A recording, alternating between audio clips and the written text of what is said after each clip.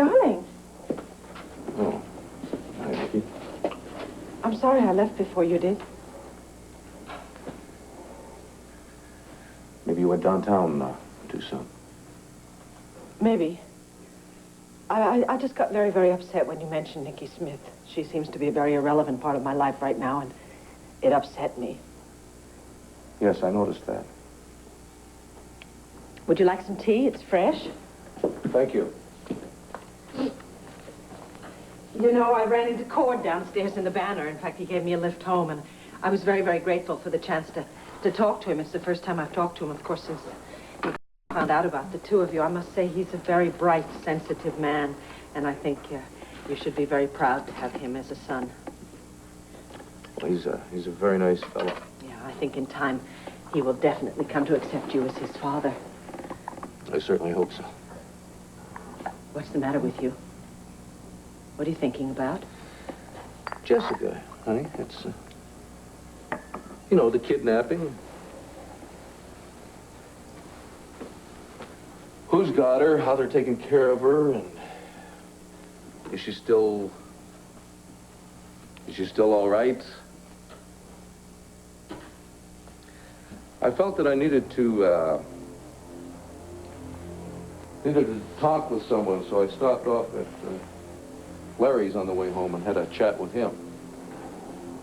You know, about the suspects that the police are grilling and so on. Go on. Well, we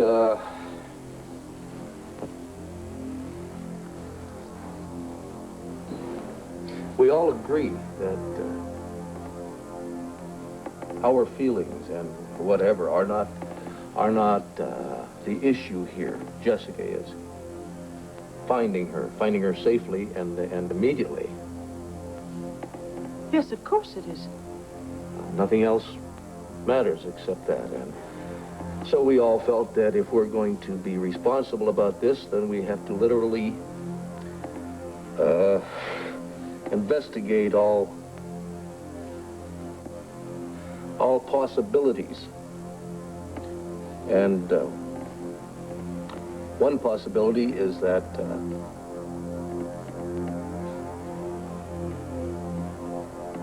Nikki Smith took the baby.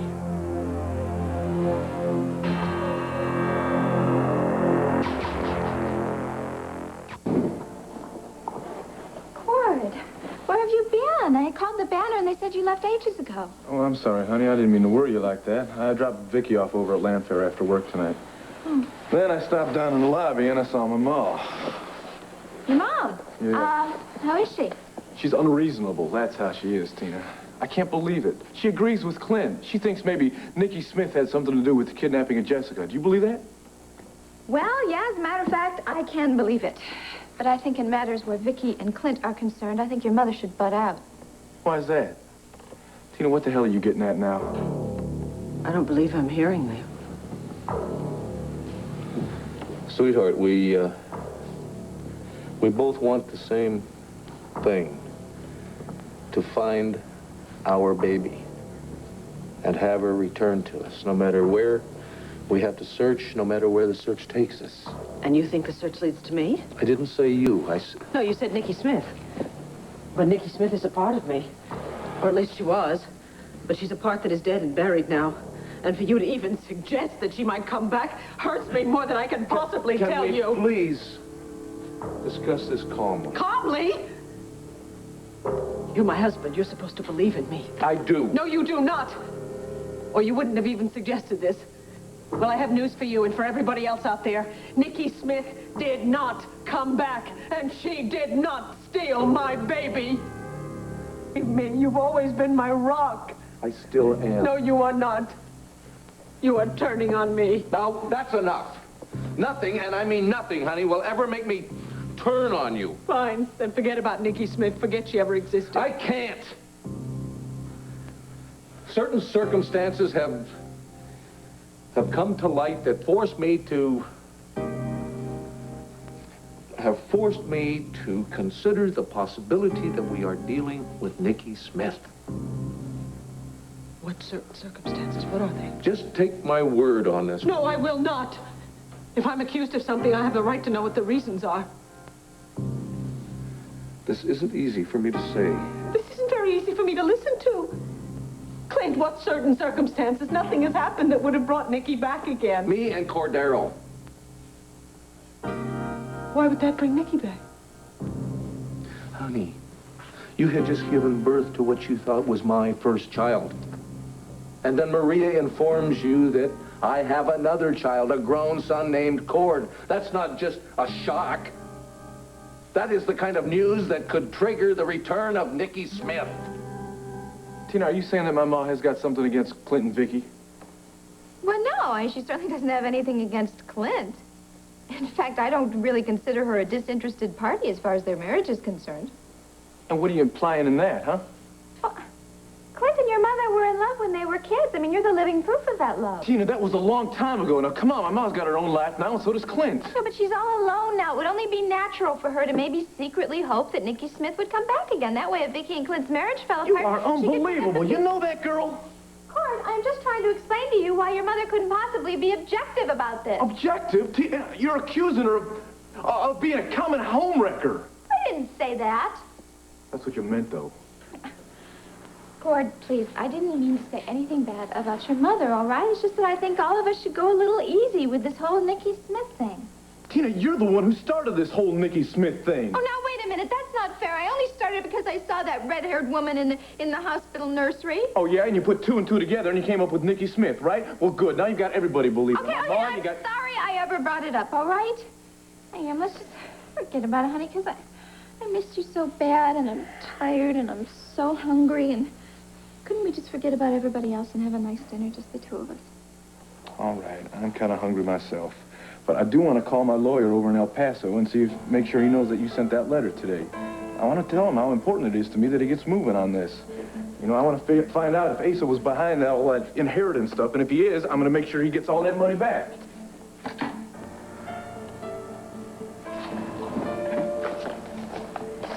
And no way is your lawyer ever going to see this.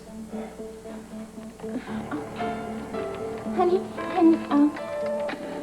you know, it seems to me that we have spent enough time worrying about other people. Why don't we just concentrate on you and me?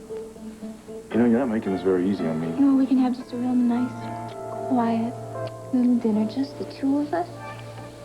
And then we could take a nice, quick little elevator ride right up here to our wonderful suite in our big, big bed. All right, I guess I could call tomorrow morning. Cord, you know just how to make me happy. Yeah, give in. Enough. No more talk about Jamie. No more discussion about the kids. You and I, let's play a game that we enjoy one another's company. Is that okay with you? More than okay. All right. Kate! Kate! Oh, Dad! Oh, so good to see you. Let me have one. Let me look at you. Oh, the jungle does agree with you. You look absolutely beautiful. It's the gorillas. They keep you young or else. When did you get into town? This afternoon. Come, sit down. Actually, I came here to give a lecture at the university. Wonderful. When's it scheduled for? Well, it's not. It's been canceled. So I figured I'd check into the inn and spend a few days in the old town. I did put in a call to Mendora. Oh, thank you. What a coincidence, huh? The three of us here in one place at one time. You know, actually, it's 4. Jamie, too? Mm-hmm. We're all staying at Grand's house while she's in Europe. I don't believe it. That gigantic old house? Dad, how'd you ever talk Mom into that? Your father can be very persuasive when he puts his mind to it. If I didn't know better, I'd say the Sanders family is beginning to resemble a real family. We could be a real family and a complete family with you here, Kate. I know you love to wander, but we haven't heard from you in so long. Just stay a while so we can get to know you again. Well, no promises, but maybe I'll stay a little longer than I planned. The nerve of some people. She's coming on to you again. Oh, Tina, now come on. She's just being friendly, that's all. Well, don't encourage her.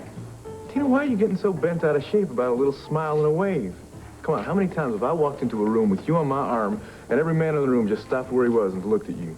I don't know. How many times? The point is, you've got nothing to worry about with Miss Sanders over there.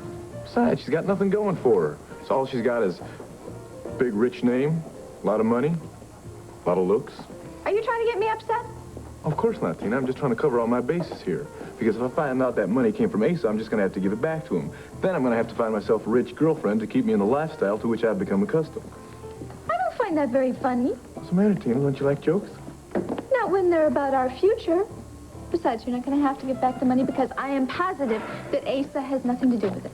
So why don't we change the subject from her and talk about something else? How'd it go with Vicky? Honey, I was surprised to find out you had a grown son. I wasn't devastated. At first, maybe. Not consciously.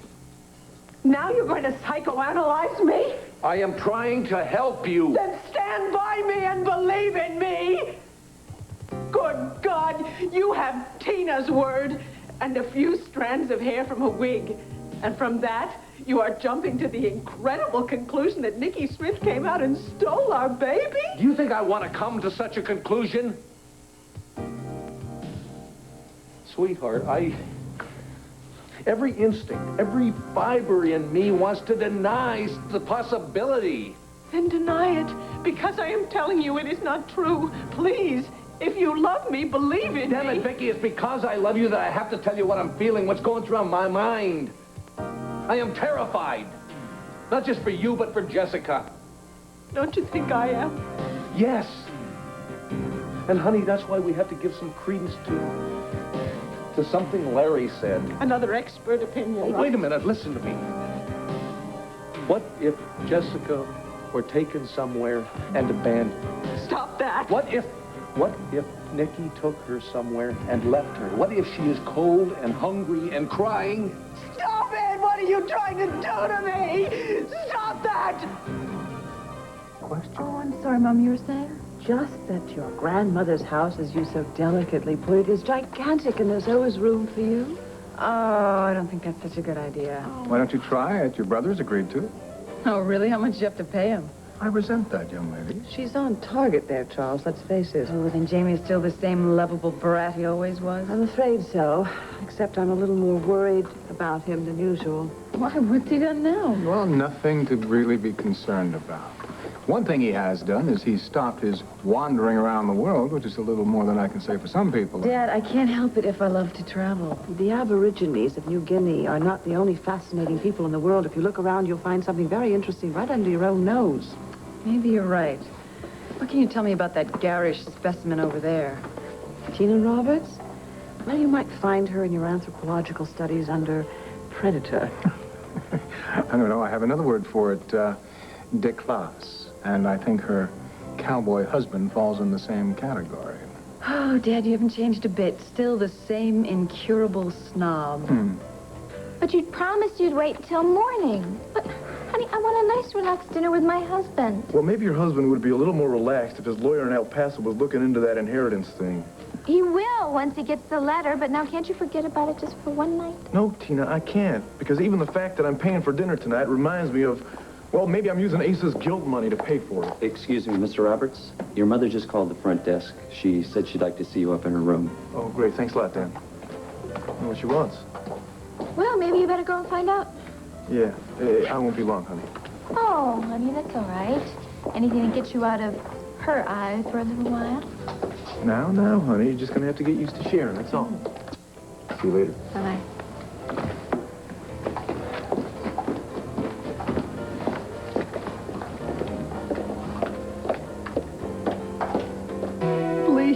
Please stop it. This is terrible enough as it is. I'm not trying to frighten you. Yes, you are. For some reason that I don't understand, you want to believe that I could have harmed our daughter. Damn it, I don't want to believe it.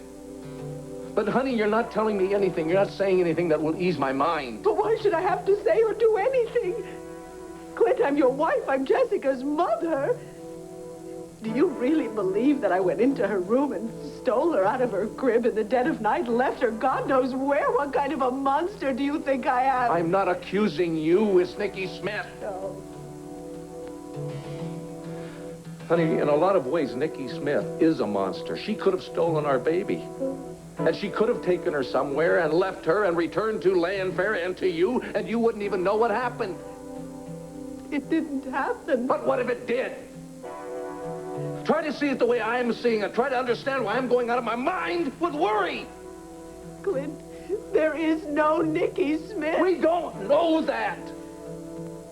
For all we know, she could have reemerged just long enough to take the baby somewhere, leave her, come back to Landfair, and disappear back into you. I can't hear another word of this, not another word. Honey, I don't want to hurt you. I don't want to hurt you, but I won't let our baby suffer. Who's feeding her? Who's changing her? Who's keeping her from dying in some abandoned room? I don't know. But Nicky didn't take her. She didn't.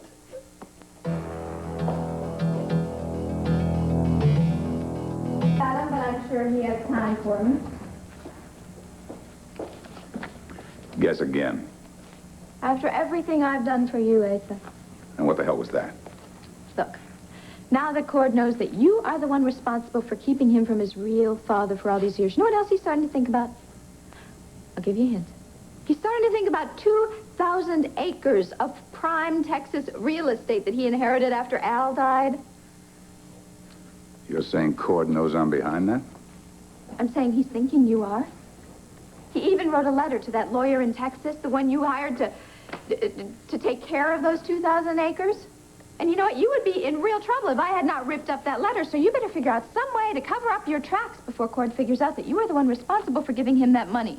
Not me, honey. You're the one sitting on a powder keg, and I could care less if it blows up under your well-posted posterior. Look, if I go, you go. I'm already gone. Cord knows about Clint, hates my guts. There's not much more I can lose, but you, Miss Sunshine, you can lose plenty, can't you? Lisa, I came here as your friend. Oh, please. You came here as a desperate woman trying to hold on to a marriage. The hell do I care if Cord finds out you lied to him? I just might stand there and applaud while he leaves you flat. Yeah, and you would do that too, wouldn't you? As long as it was you, honey, I would enjoy. Now go. With pleasure. All right, Asa, I am going to give you one more chance. I'm going to give you one more chance to redeem your whole miserable life by just doing one little act on my behalf. You're a comedian, you know that? Either that or you're the brassiest thing I've ever met. Look, Asa, I know that you don't have to do anything for me. I know that. That's the only honest thing you've said. But you can help yourself here. Look, if you do this one little thing for me, I will be your friend for life. You? I would rather have a diamondback rattlesnake for a friend. What, you want me to beg? All right, okay, I'm begging. I will do anything if you will just help me out just now. I will never want anything from the likes of you, and I would never feel compelled to lift a finger to help. Maybe there is something you can do for me. Ma, you don't have to apologize, all right? After snapping at you in public, I think I do. Well, the truth is, I wasn't very understanding towards you either, right? I love you for defending Vicky. And I love you for defending Clint. All right? It's easy to understand. Then you're not mad at me? Of course not, Ma. I told you, I've already forgotten why I was snapping at you in the first place. Thanks. Oh, after Jessica's disappearance, this has been so hard on everyone. But it would be silly if it caused any difficulty between us, huh? Of course it would, Ma, because everybody wants the same thing out of this. We want that baby back home safe and sound. Right. Oh, that's probably Tina. I left her downstairs in the lobby. Clint. Maria, I know it's late, but I have to see you. It's, Oh, Cord, I'm sorry. I didn't realize that you were... Oh, it's all right, Clint. I was just about to leave myself. No, Cord, wait a minute. Clint, you look very troubled. Is there any news about the baby? No, nothing so far. Nothing's happened.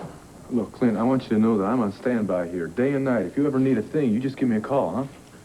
Well, thanks, Cord. We just may need all the help we can get before this thing is over. Oh, you got that.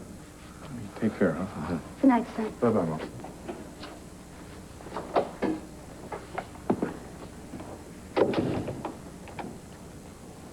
Something has happened, hasn't it?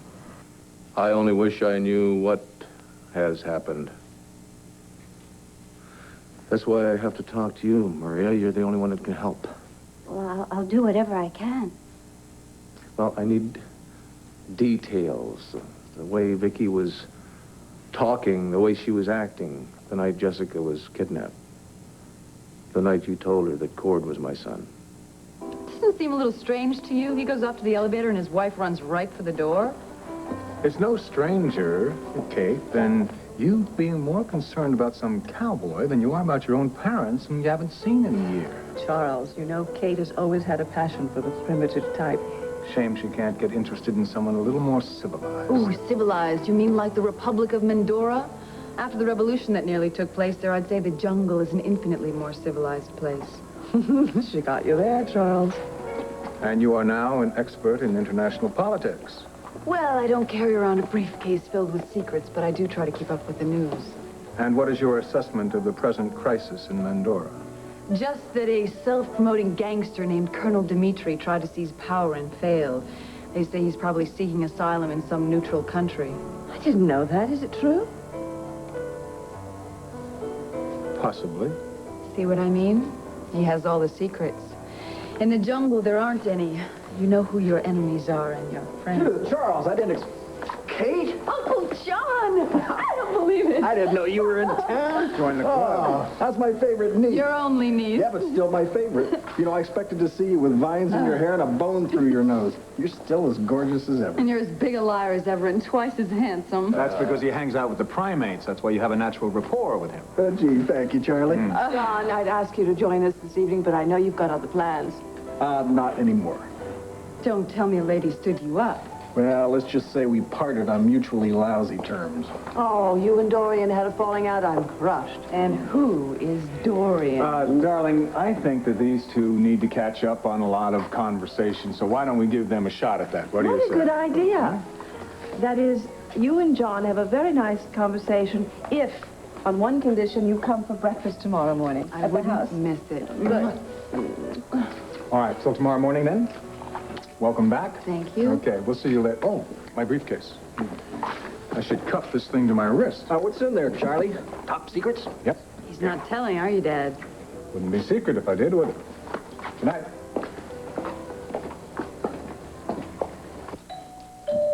Oh, John, I knew you'd come back, and there is no need to apologize.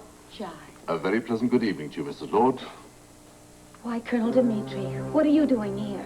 Give me 5 minutes to explain. That's all I need. You're a wanted man. What do you want from me? You're looking at a man in desperate need of a friend. That's why I'm throwing myself at your mercy. You won't deny me, will you?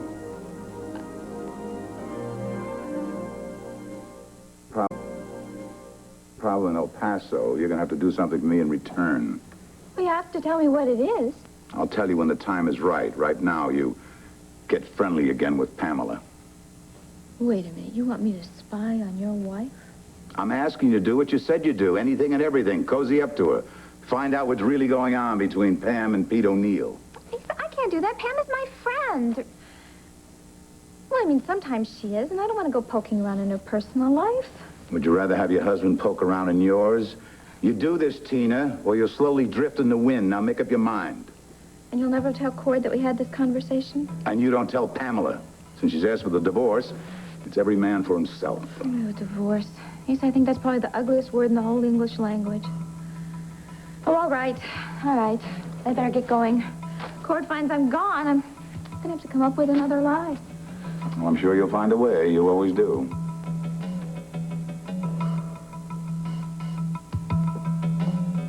Well, you get my vote as the real hero. I remember hearing how you rescued that Stone Age village from the government. What is so fascinating, Katie? How you doing, John? Hello, Cord. Miss Sanders? I didn't realize you knew my niece. Yeah, we, met earlier today. You look troubled, Mr. Roberts. Lose something? Yeah, my wife. Well, I mean, I was supposed to meet her down here in the lobby. You haven't seen her, have you? As a matter of fact, I saw her leave just a few seconds after you went upstairs. You did? Huh, I guess you went up to the suite then. Thanks a lot. Don't mention it. Just met him today, huh? What is happening here, kiddo? What's happening is I'm coveting a neighbor's goods. A married man? Now, that is not like you, Kate. There's something about him, John. Mm-hmm. And her name is Tina. No, I mean, there's a special quality about him that I never expected to find in a man. He seems to take the world as he finds it, without lies or games or petty little tricks. Well, if that's true, why did he marry a woman that is completely the opposite? Intraspecific pairing. Say what? Man and woman, yin and yang, Cord and Tina, you and whoever. Now, don't go dragging me into your theory. It's no theory. Homo sapiens thrive on diversity. They require mates who challenge their horizons, expand their values, their lives. That's human love. Fulfilling and completing. Amazing, huh? Yeah. Thank you. For what? You just solved my problems. What are you talking about? What's going on? Later. I've got some experimenting of my own to do. Excuse me. Yes, ma'am. Could you bring me a phone, please? Sure, right away. Thank you. So, the information was correct. Dear old Dad and dear old Mom are together again. Jamie, too. Even Uncle John. One big happy family. Here's your phone, ma'am. Thank you.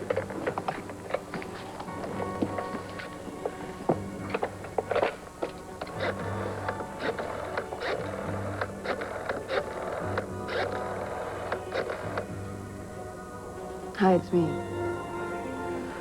Yes, I made contact. Look, don't worry. I'm sure the information we need is in my father's briefcase. Trust me, one way or another, I'm gonna get it.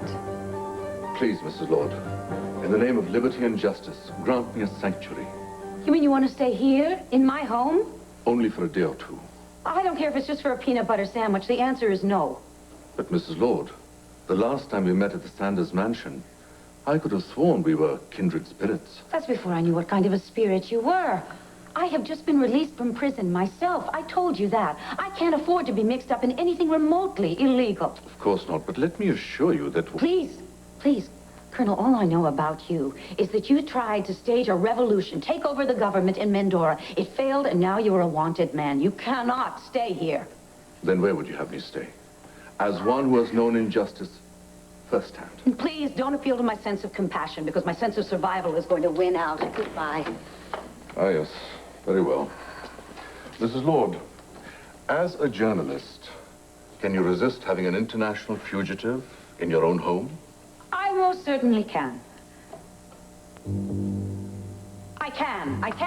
I must. Because no matter how good the story is, it doesn't merit that kind of risk. Good night. Good night. Your risks are small, Mrs. Lord. Your rewards are great. But for me, if I'm caught and sent back to Mendora, there is only the finality of the firing squad. I'm truly sorry. Really, I am. There will be no justice for me, Mrs. Lord. No trial. No jury of my peers. Only 12 bullets. Unless you help me now. Mrs. Lord, as a woman of honor, as a journalist of rare compassion, won't you please come to my rescue? Clint, I'm trying to remember. Well, try harder, Marie. I need to know if she was so traumatized by what you told her that the worst was allowed to happen and that Nikki was allowed to resurface. You were young and frightened. You didn't. And poor Clint. He came all alone. He was at this high school trip, and he discovered that I was gone. What about Al? Did he know that Cord wasn't his son? Oh, yes, he knew. It was lucky for me in that he fell in love with me shortly after we met. And my mother promised to buy him a big ranch if he would marry me despite the fact that I was pregnant. He thought that I became pregnant by some drifter. I cried so hard through the ceremony because I wished so desperately that I was marrying a young man that I... You poor thing. What you must have gone through. And Clint, what he went through. Well, Maria? Yes, I remember.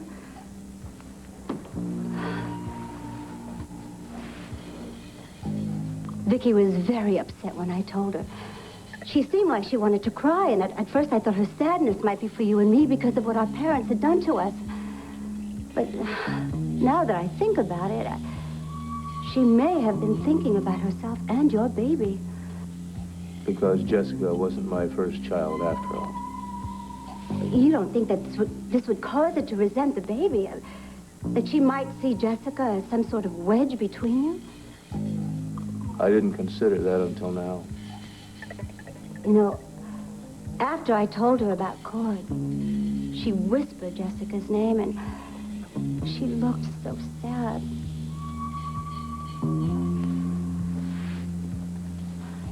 Oh, Clint, I hope I haven't said too much.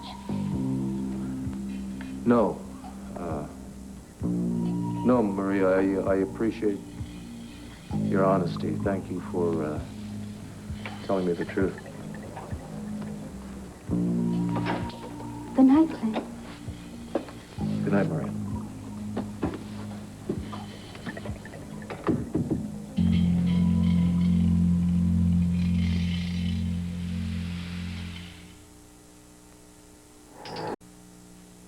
All right, Colonel, you can stay.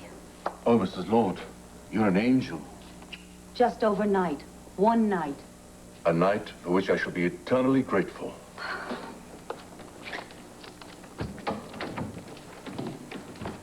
Carlos Dmitri has a long memory.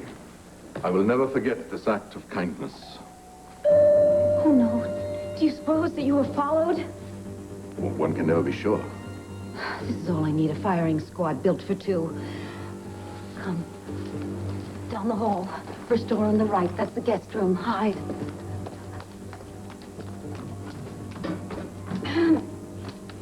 Who is it? It's Johnny boy. Hello? Now don't say anything before I get this off my chest. John. John, this honestly is not the best time. I know you're still mad, but listen, I've had my dinner, I've calmed down, and most important of all, I've done some serious thinking. Well, that's really very nice, but if you don't mind... Do you know how rare you are? Do you know how rare we are? Especially when it comes to this interest-specific pairing? How much suds did you have at the station? Oh, I'm sober as a judge, and wiser, but that's why I've packed up my clothes, and I've come to take you up on your offer.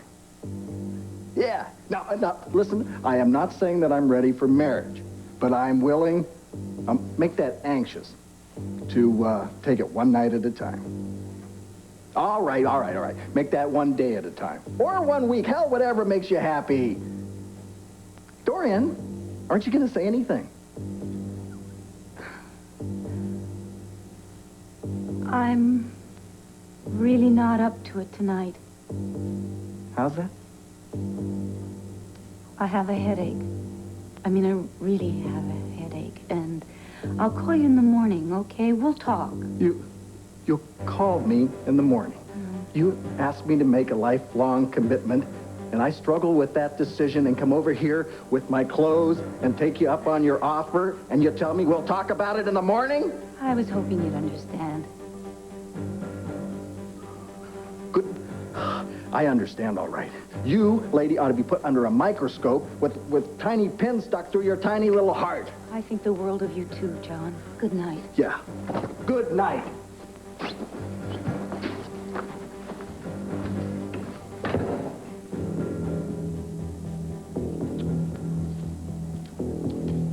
Oh, Colonel! Colonel! I hope I didn't get you into any trouble. Trouble?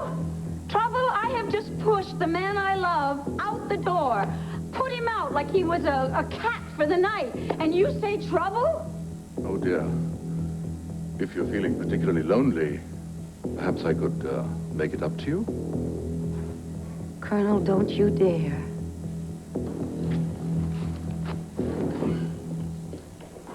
Where you been? Well, I went for a walk. You know, I couldn't seem to get that Sanders woman out of my mind in the way she was shamelessly flirting with my husband.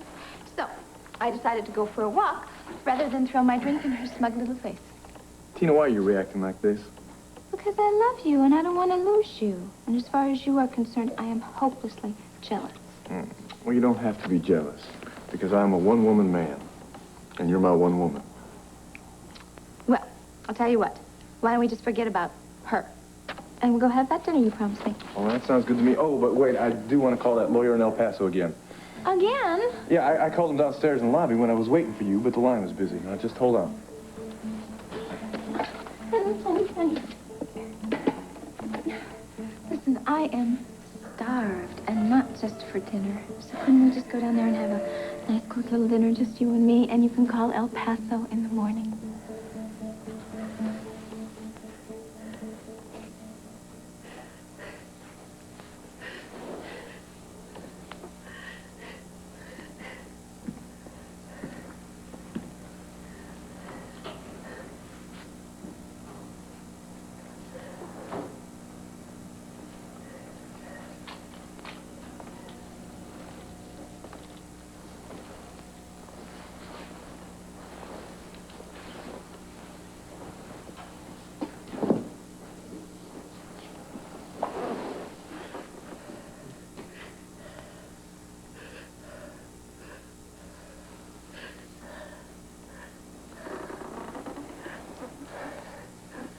Honey,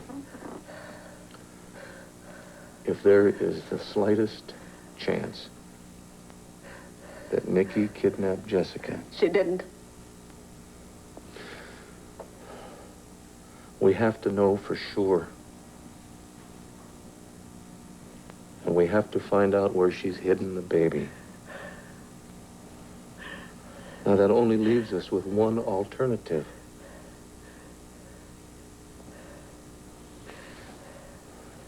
Honey, you must allow yourself to be hypnotized so we can bring Nikki Smith back to life. I know that's a horrible thought, but it's the only way left to us. You know, I knew you had doubts and I knew you had suspicions. I never dreamed you would betray me like this. I am not betraying you. I am trying to find my baby. Your baby. Our baby, Clint. She's my baby, too. Did you forget that completely? She's my baby, too. And I didn't take her. I did not leave this house as Vicky or Nikki. The night that she was taken, I was asleep on that sofa. I know that you thought you were. I was. And furthermore, I will not allow Nikki Smith to be dragged out of me one more time just to satisfy your lack of faith. This is not a matter of faith. Oh, yes, it is, Clint. And let me tell you something. Faith is a very fragile thing. Rather like a marriage. You need confidence. And you need love.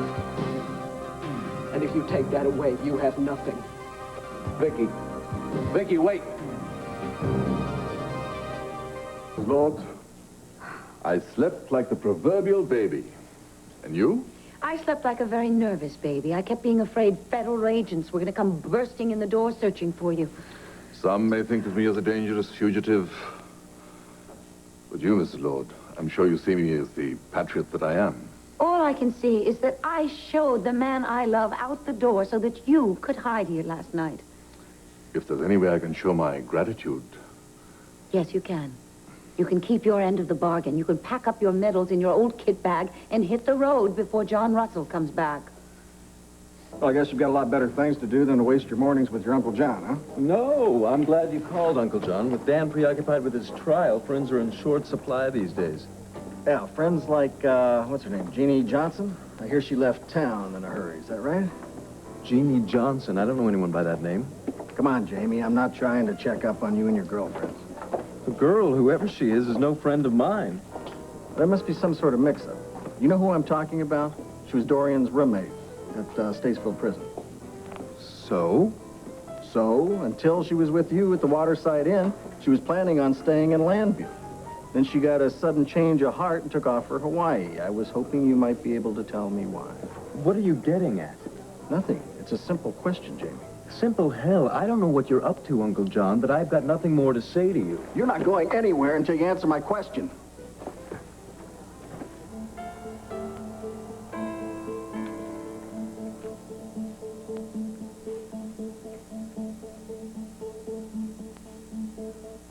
Wait a minute. You want me to spy on your wife? I'm asking you to do what you said you'd do. Anything and everything. Cozy up to her.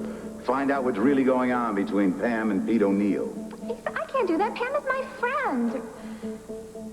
Well, I mean, sometimes she is, and I don't want to go poking around in her personal life. Would you rather have your husband poke around in yours?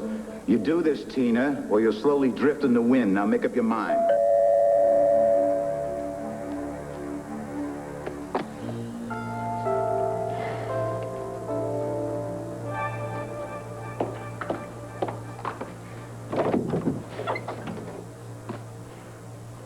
Pam, thanks for stopping by. I know it's still early, but... Cut the niceties, will you, Tina?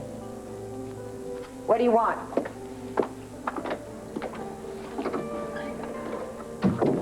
Pam, there's really no need to be so abrupt. I mean, we can still be friends, right?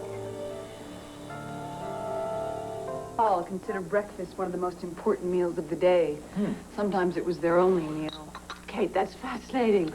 Katie, amongst your travels through the Himalayas, did you ever happen to come upon a fellow naturalist of the male persuasion?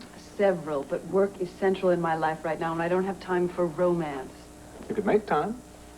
You know, I'm always telling everyone how special my parents are, and then I come home to find you talking like every other mom and dad in the world. When are you going to get settled and married? Huh? I'd much rather hear about what you two are doing. Like the revolt down in Mendora. Now that seems like fascinating stuff. That, my dear, is the wrong topic. It's guaranteed to spoil your breakfast. But I'm interested, Dad, and since you are the resident expert. Your daughter wants to know more about your work, and frankly, so do I. All right, I shall regale you both with the dark tales of Colonel Dmitri and his attempted coup, but later. Oh, come on, Dad. I want to feel a part of your life again. Especially the juicy part. Yeah, I know you do, but I have to go and get a tie and a jacket. I'm being interviewed by the Banner in a few minutes, and they're going to send a photographer, and there they are. Oh, there's the photographer. Why don't we bribe him to take a family portrait? With Jamie, too? Well, that would make the occasion as special as the return of Halley's Comet. Alan Murphy from the Banner. This is my photographer, Cord Roberts. Yes, sir. Mr. Saunders is expecting you. If you will follow me. What do you think? Well, it ain't very sad, but it's close. Mr. Murphy and Mr. Roberts of the Banner, sir. Gentlemen, how you doing? Good morning. Well, what do you know? It's true what they say about lightning. It does strike twice.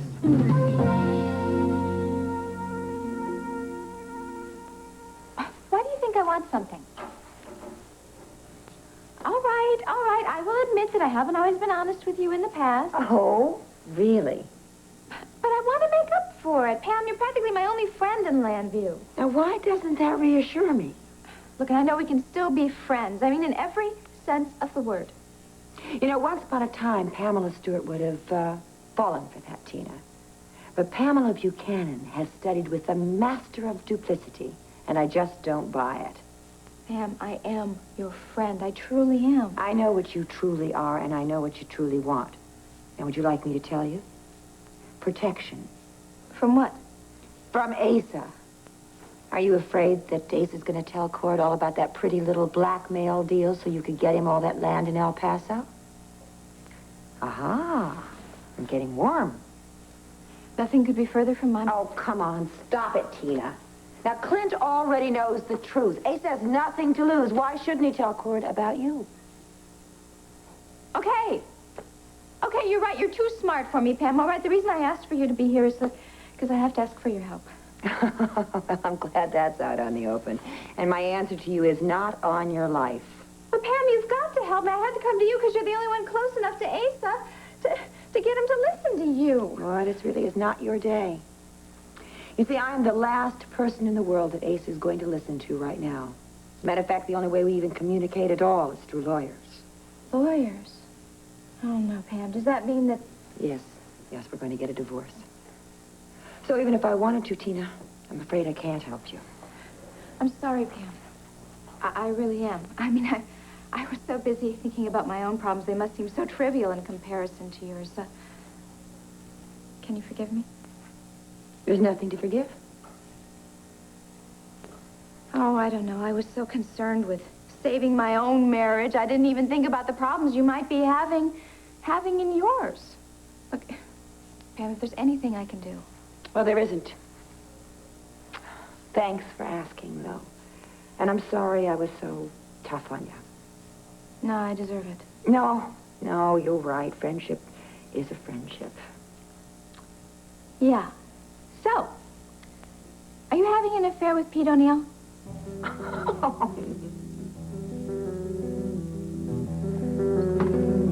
Perhaps if I were to explain to your gentleman friend...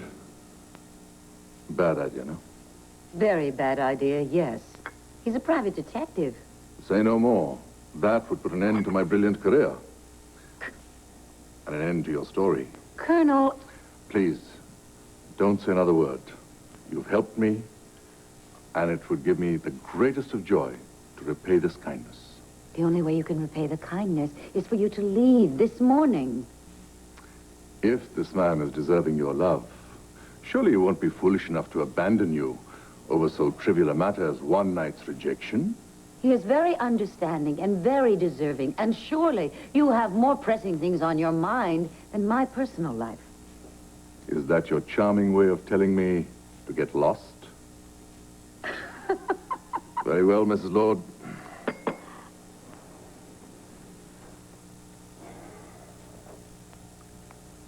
As you know, I have many enemies, even here in the U.S.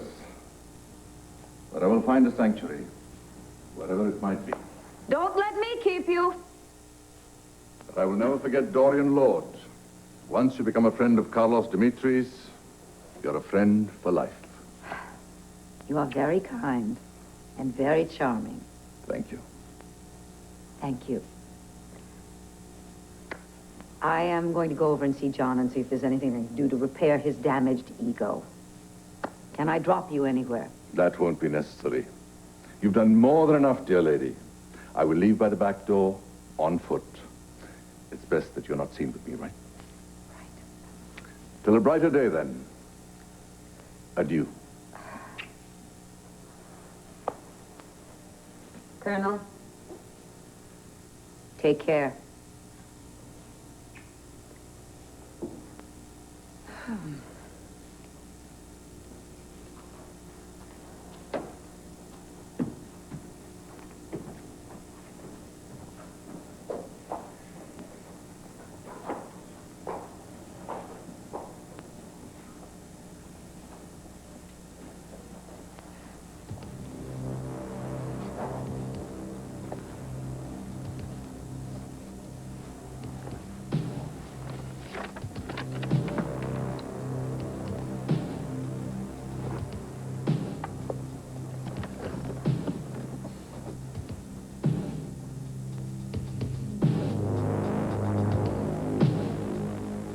A old trusted friend and a staunch supporter, and I don't know how I would have gotten through the last few weeks without him. Uh-huh. If by you mean have I been his lover, the answer is no, Tina. Well, that's a relief.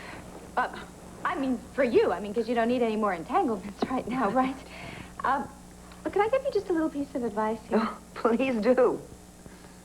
Look, Asa isn't going to believe the truth. It doesn't matter to him what the truth is. He's always going to assume the worst. Yeah, I'm afraid he already has. You know, he hired a detective to follow me. No.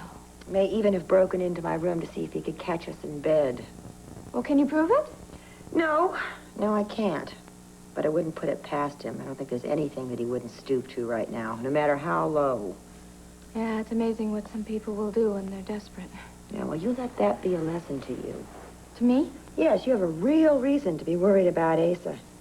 He's lost Clint, and I don't think there's bother him at all to destroy your marriage. I'm well aware of that, believe me.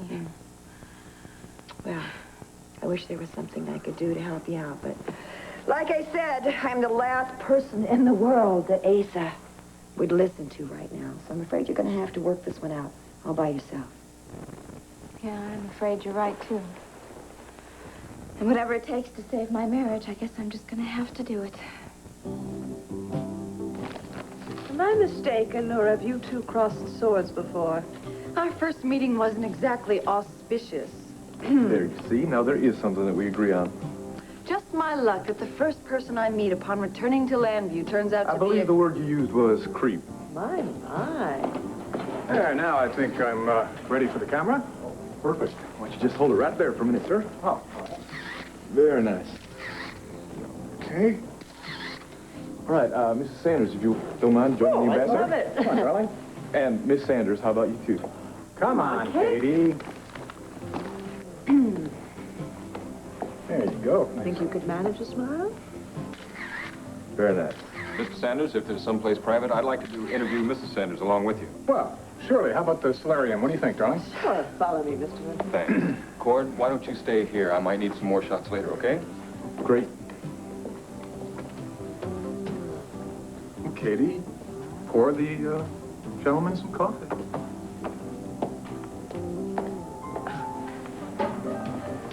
Well, Well, what?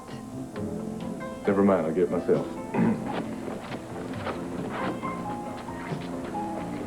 Careful now. Wouldn't want your wife to come bursting through the door and find us sharing a forbidden cup of coffee. Why don't we save ourselves a little grief here and stick to a neutral subject, like, well, your work. You ever use a camera in any of your research? Never. The native tribesmen fear it. They believe it captures their soul. Oh, yeah? Hey, is that what I've got here? Your soul? If you do, you've got a lot more on me than I have on you. Who are you, Cord, besides being the most married man I've ever met? See that? You've got me wrong already. I'm the most happily married man you've ever met. And that's it? That sums you up? Yeah, I'm just this West Texas hick, you know. Just lucked upon two different things. My camera and a very beautiful woman named Tina Lord. Both of them have changed my life for the better. Something tells me there's more to you than that. Oh, yeah, I'm real deep.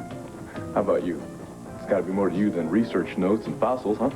You sound like my dad. Is he wrong? Let's just say there's a spirit of adventure that runs through our family. My mother and father try to deny it, but it's blatantly obvious in my Uncle John and me. When we see a challenge, we don't shy away. We go for it.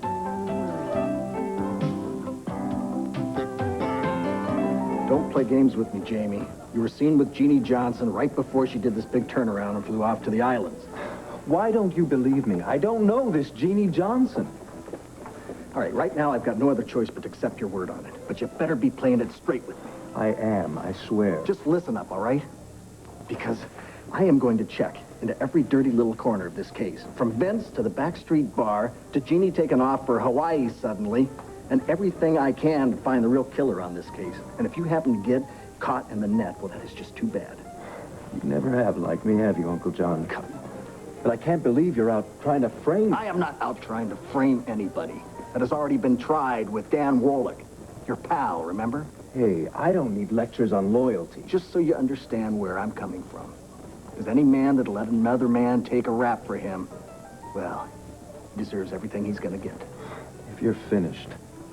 Yeah, for now. I just hope I don't have to waste any more of my time talking with you.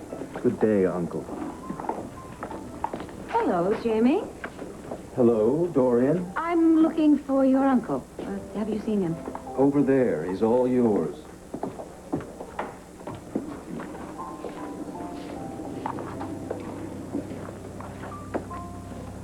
Hello, sailor. Is this seat taken? Did you sleep tight? If you don't want to see me, I'll just turn around and leave. Sit down.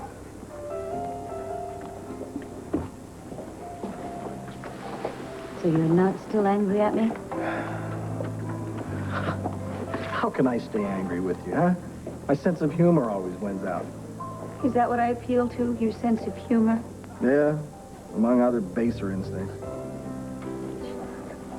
Couldn't we just forget about last night? That, my dear, is easier said than done. You said that you wanted us to start cohabitating one day, one night at a time. I'm ready to start, John. How about you?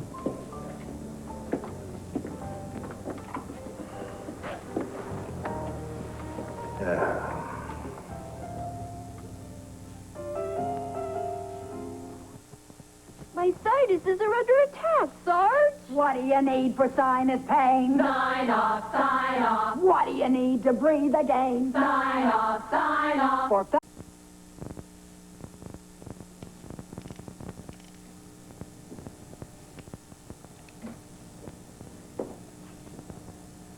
I hope you're not planning to use that on me, sir. I wouldn't waste the ammo. What are you doing here, boy? Hey, Si, I understand you're being a little perturbed with me, but there was nothing else I Danny, could why would I be perturbed? Because you blabbed to your girlfriend and lost up the ransom drop for little Jessica Ann, huh? I hate to remind you, but the creep that you tried to pay off didn't even have the baby. And if it wasn't for Allison tipping off the cops, you would have lost your $1,000,000, and I would have lost my life. I should be grateful for that. As a matter of fact, yes. And not to me, but to Allison as well. Unless you're just too embarrassed to admit it. Look, get out of here before I get thrown out. I don't cotton any sidewinding children I can't trust. If blind trust is what you want, you're right, Asa. I'm not your man. You can hire any fool off the street who'd be willing to jump whenever you holler. It'll be exactly what you deserve. Yeah, I just say, boy. No, there's something else. I came here to see how you were, not to follow up on a job. But I can see that you're as big a jerk as everyone says you are. I'm just glad I found out in time. Wait a minute. Damn it, I said wait a minute. Well, I just don't look at a horse as being just another animal. Because I know what it feels like to ride him. You know, the freedom you feel, excuse me, when you're riding up there high on the saddle. Yeah, I know what you mean. Oh, you ride? I've been known to. Really? Hey, maybe we can go out sometime riding together. Is that an invitation? Yeah, sure it is, as long as you don't mind my wife tagging along, of course. Of course. Of course. She's not much of a rider, but, you know, I bet if the two of you got to know each other, you'd get along real well. Cord, we won't be needing any more pictures after all. Oh, great. I hope you'll give us a copy of the interview before you print it. It would really be a courtesy, wouldn't it, darling?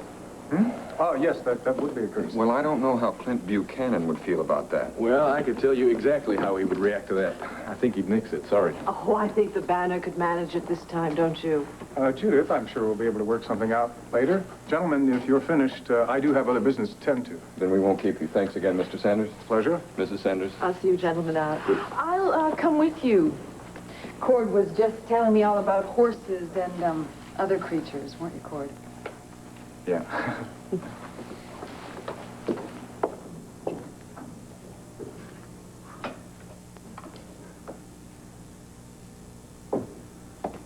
Aren't you a little young to be playing hide and seek, son? Dad, I need to speak with you in private. Can't it wait? No, this is important. What happened now? It's Uncle John. He's intent on solving this Bates murder all by himself. So? So, he's close to linking me to Jeannie Johnson. I mean, he's going to find out that I was dealing cocaine, and he'll think that I had something to do with Susan Bates' death, which I didn't. Jamie. All right, wait here. I'll see if I can get rid of your mother and your sister. Darling, I have some bad news. Don't tell me there's another coup d'etat at Medora and the executive office has asked you to stand by. Well, nothing quite that dramatic, but there are some diplomatic moves that I do have to make in regard to that situation. Does that mean our morning together is off? Rain check. Why don't you two girls go shopping? That's a good idea. You could use a new fall wardrobe after all those months in the jungle. I like my wardrobe such as it is. Darling, I wasn't being critical. I just thought it might be fun you to... have your style and I have mine. Look, go shopping. I'd rather see Mrs. Holloway and Payson and Cook. It's been so long since I've talked to them. All right, you indulge your proletarian taste. You've already shamed me out of shopping. Back to my office. But I'm holding you to that promise, Charles, that we have a morning together. In fact, a whole day together. Count on it. Come on, Mom. Let's leave the ambassador to his top secrets. Thank you. Whatever they are. Bye. Bye.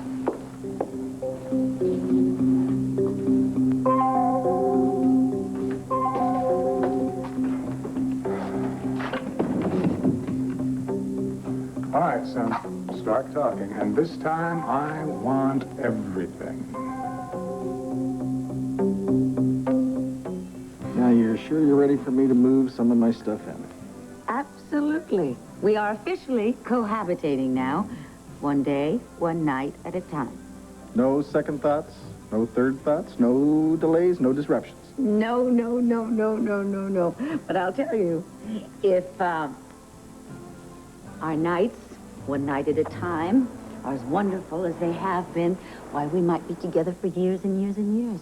Well, right now, I'd settle for 24 hours like this. Do you think you're going to be comfortable here? Yeah. You know, you've got great taste. Though I just wonder if there's any room for any of my influences. I'm open to any and all suggestions. Yeah, well, I've got this perfect fabulous big moose's head will look just great right over here. Bring it. In fact, bring the whole moose if it'll make you happy. And no, seriously, John, your books, your tapes, records, anything like that. What is it? Just this. Dorian, thank you for last night. Yours ever, D.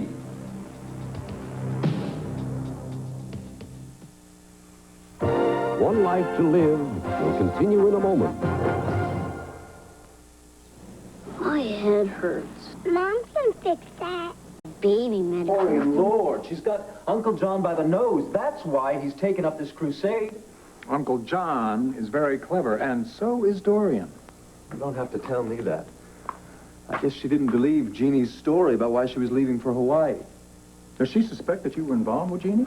I guess she does, which makes Uncle John suspect. He really tried to nail me today. Well, with any luck, Jeannie will have picked a very remote island in Hawaii where no one will ever find her. I hope you're right. But even with Jeannie out of the way, I'm still vulnerable. Uncle John could try to connect me to the crack ring.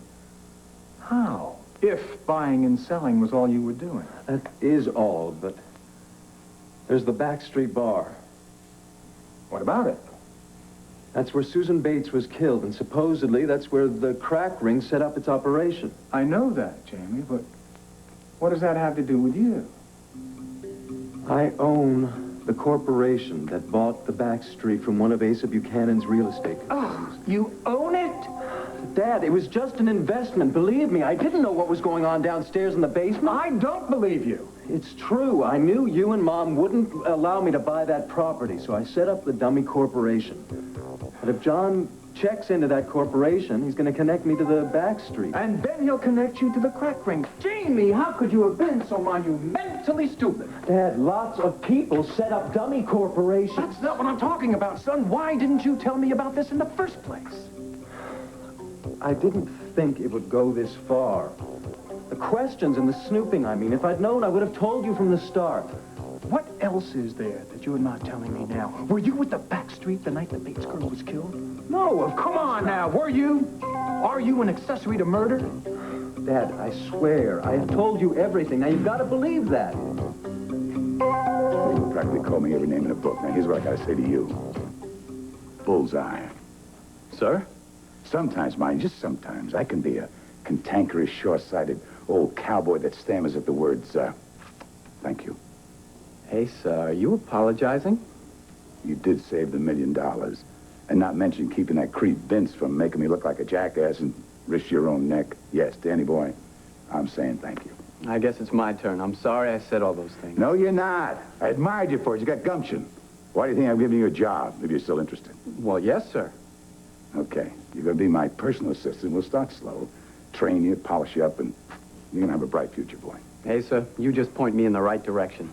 Okay. The first assignment, you're going to go over to the banner. Find Cordero Roberts. I want some pictures of little Jessica Ann. I want to run them with the national newspaper ads. Excuse me, sir, but wouldn't it be easier if you just called Cord and have him bring the photographs over? It's a little lesson, Dan. Simple isn't best sometimes. So I don't know how my grandson feels about me. I'm not going to force it. Grandson? Cord? I'll explain later. Now, I want you to meet the rest of the staff, then get you cracking. You ready to go? Yes, sir. Lead the way. It worked. My little joke. And you fell for it. I wrote that note myself.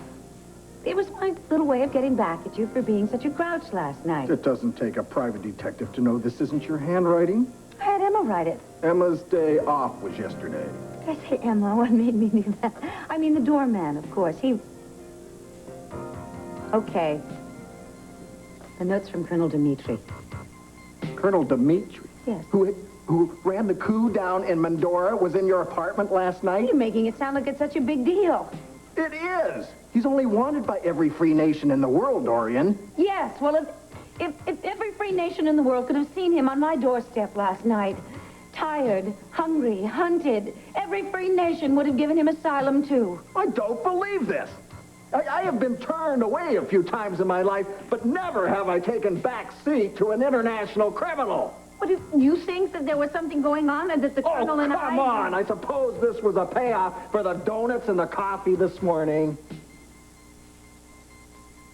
Well, apparently, the Colonel is a man of rather flamboyant appetite. Yes, he devours countries, among other things. John, you have nothing to be jealous of, really. Come on, honey, now that we're living together, I promise you faithfully, I will not take in so much as a stray cat without asking you first, all right? Hmm? Hmm? What is it about you? Huh? You attract more weirdos and wild men than a carnival tour. And what are you, weirdo or wild man? Hmm? Shut up.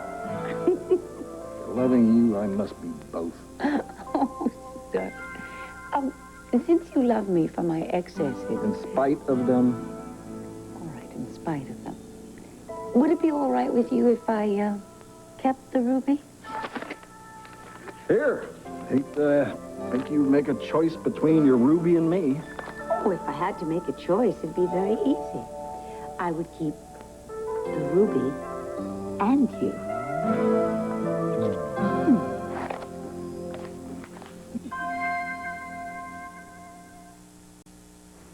I'm not just worried for myself, Dad. If the police connect me to this backstreet thing, just think what it's going to do to your political career. I don't need you to tell me what the consequences would be, Jamie. Then you'll keep what I told you just between the two of us? I'm not going to turn you into the police if that's what you think. Oh, Jamie, when did it start? When did you stop being the fun-loving son that I used to go sailing and fishing with? Maybe when you stopped having time for fishing and sailing. Yeah, I know. My work got in the way. It's not just work, Dad. Lots of parents work hard. The point is, you preferred rubbing elbows with kings and prime ministers to spending a few minutes with me. Wait a minute now. That's not fair. That kind of socializing is part of my job. No, Dad, that's all you ever do. Do you remember the Easter when we were invited to spend the Easter in Washington? Yeah. They rolled Easter eggs on the lawn. All the parents made sure their sons or daughters got an egg. All but you, Dad. You were too busy sucking up to the chief of staff. I walked away empty-handed that day. I felt so stupid, and you didn't even notice. I'm sorry. Why didn't you say something? Why didn't you tell me? You should have known.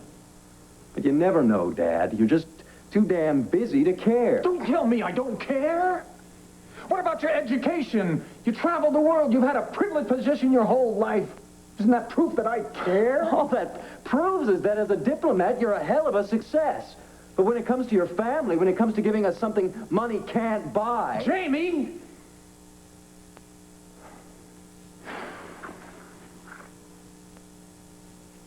All right. You got me. I don't know how I'll do it. It isn't ethical. It isn't practical. But I will find a way to either change the corporate records of the back street, maybe even have them destroyed. I don't know. You'd do that for me? I will do that for the little boy who went home empty-handed. Thanks, Dad. I don't know what to say. Yeah. We're not out of the woods yet. We still have your Uncle John to contend. I don't know. I might have a solution for that one, too.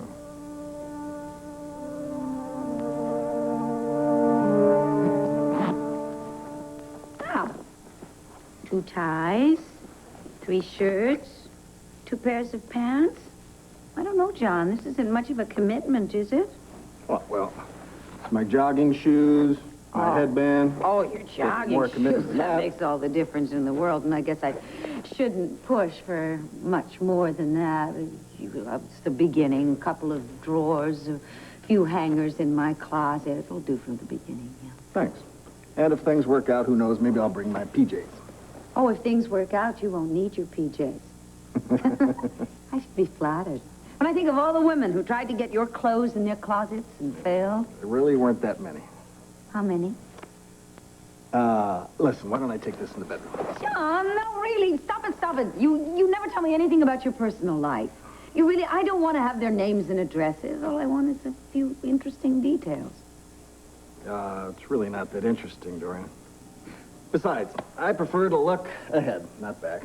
Is that because there is something in your past you would rather I didn't know about? I love the way the phone always rings in the middle of crucial questions. Yeah. You no doubt arranged for that. Hello? Dorian, it's Charles Sanders here. Oh, hello, Charles. I'm so glad you called. Can we reschedule that interview that you promised you'd give me? Soon, yes, but actually the reason I called was I'd like to talk to John. Does he happen to be there? Yes, he does. Hold on a minute. Thank you. John.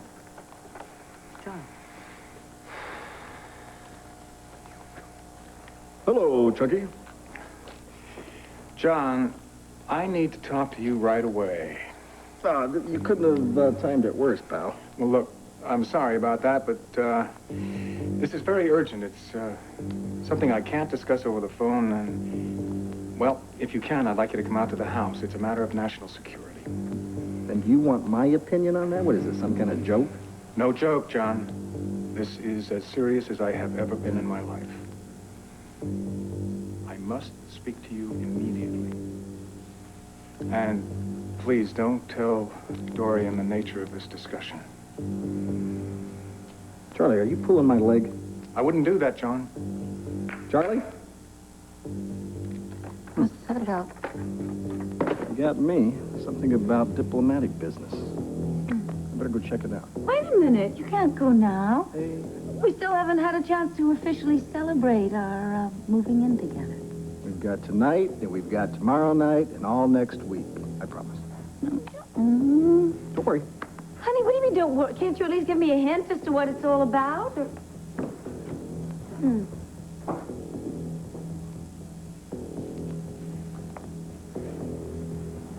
These running shoes. Well, I guess this is a beginning,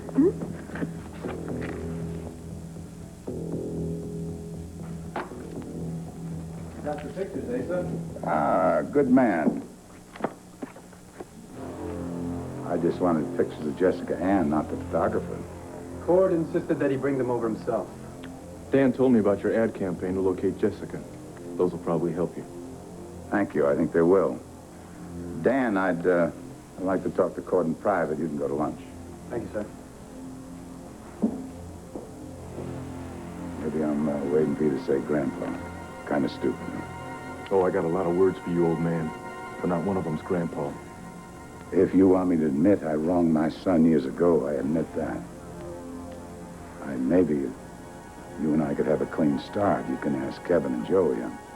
I'm not a bad granddad given half a chance. Yeah, well, it's not going to be that easy because Clint isn't the only one you wronged in all this. What about my ma? What I did back then, Cord, I saved 2 kids from ruining their lives. They survived all right. Maria had a nice life, Clint. Maybe you could now forget the past. Yeah, well, when I choose the people I want in my life, I usually choose people I care about. All right. You can choose your friends, but you can't choose your relatives, can you? Right, Asa. And I choose not to have you in my family. Asa, I'm here to report. Cord, what are you doing here? Good question, Tina. I might ask you the same thing. Yes, Tina. What are you doing here? It's because of Jessica. Asa wanted to know if there was any more word on her, so... Hell, Tina, you can do better than that. I've heard you. Cord, honestly, that's Look, you why don't I'm have to here. explain, all right? Just finish whatever kind of business you've got with this man. I'll see you later. Cord, I can't wait to see you wiggle out of this one. Did he say anything about the lawyer or that letter? You said you had something to report. Asa, tell me. I don't have to tell you anything, Tina. What'd you find out about Pamela? Pamela and Pete are not having an affair. Now, are you satisfied? I don't believe you. But there's nothing going on. They are just friends. Bull! You're no use to me. I got a good mind to call Cord back. Tell him everything. How you blackmail me. How you been lying all these months. No, don't, okay? Please, look, if Pamela has anything to find out, if she's doing anything, I will find it out, all right? So, Claude, honey, wait. What I'm about to show you are photographs of the crown jewels of Mendora. Take a look at those. Yeah, they're pretty magnificent, but what does this have to do with Colonel Dimitri? I thought he wanted to overthrow the government down there. Well, you see, we have our informed sources, and they tell us that Dimitri, being clever as well as ruthless, wasn't really after the leadership of the government of Mendora. What he really wanted was one of the greatest treasures in the world. And he got it? Well, during the coup, while the battle was going on in the courtyard, Dimitri and a couple of his followers went into the palace vault and went away with almost everything you see here. This is incredible stuff. It's got to be worth... 5 million or more. That's called the Crimson Star. Well, do you find particular interest in that? No, not really. What I do find of interest, though, why are you telling me about a heist that happened over a continent away? I'm not licensed in Mendora, you know. Yes, I know. But I had you checked out, John. You have a top secret clearance for the United States government. And the United States government wants the people to believe that Dimitri was trying to seize power. But what we really want is to find these jewels and get them back. What's that got to do with me? Sit down, John. I'll tell you what we want. What we want is a top-notch private investigator who is a civilian, who has had undercover experience, and who will not be recognized by foreign agents. Well, I've never really thought of myself as the James Bond type. Come on, don't be modest. You're qualified. You worked undercover in Statesville Prison, rescued Dorian Lord. We're well aware of all of your accomplishments. And your family. Well, I thought you held that against me. Oh, come on, John. I may disagree with you from time to time. I may even resent the fact that you delight in calling me Charlie. But I'll tell you something, John. I can trust you. And I believe you will do one hell of a job on this. Now, wait a minute. I haven't said I'll take the job. John, we are talking national security here. Now, I have taken the liberty of setting up a briefing for you in Washington, and you have to leave immediately. Hey, give me a break, will you? For the first time in my life, I put down a few roots. Now you want me to yank them up? Is it the money? We'll pay you handsomely. No, it's not the money. There's no amount of money worth turning my life upside down right now. Well, and what about the lives of every American man, woman, and child? Is that worthwhile? I thought we were talking about a jewel heist. John, I haven't told you everything yet. If Colonel Dimitri is not stopped, your new idyllic life with Dorian and maybe everybody's American way of life will go right up in smoke. Oh, come on. It can't be that serious. Trust me, John, it is that serious. Now, you have a choice here.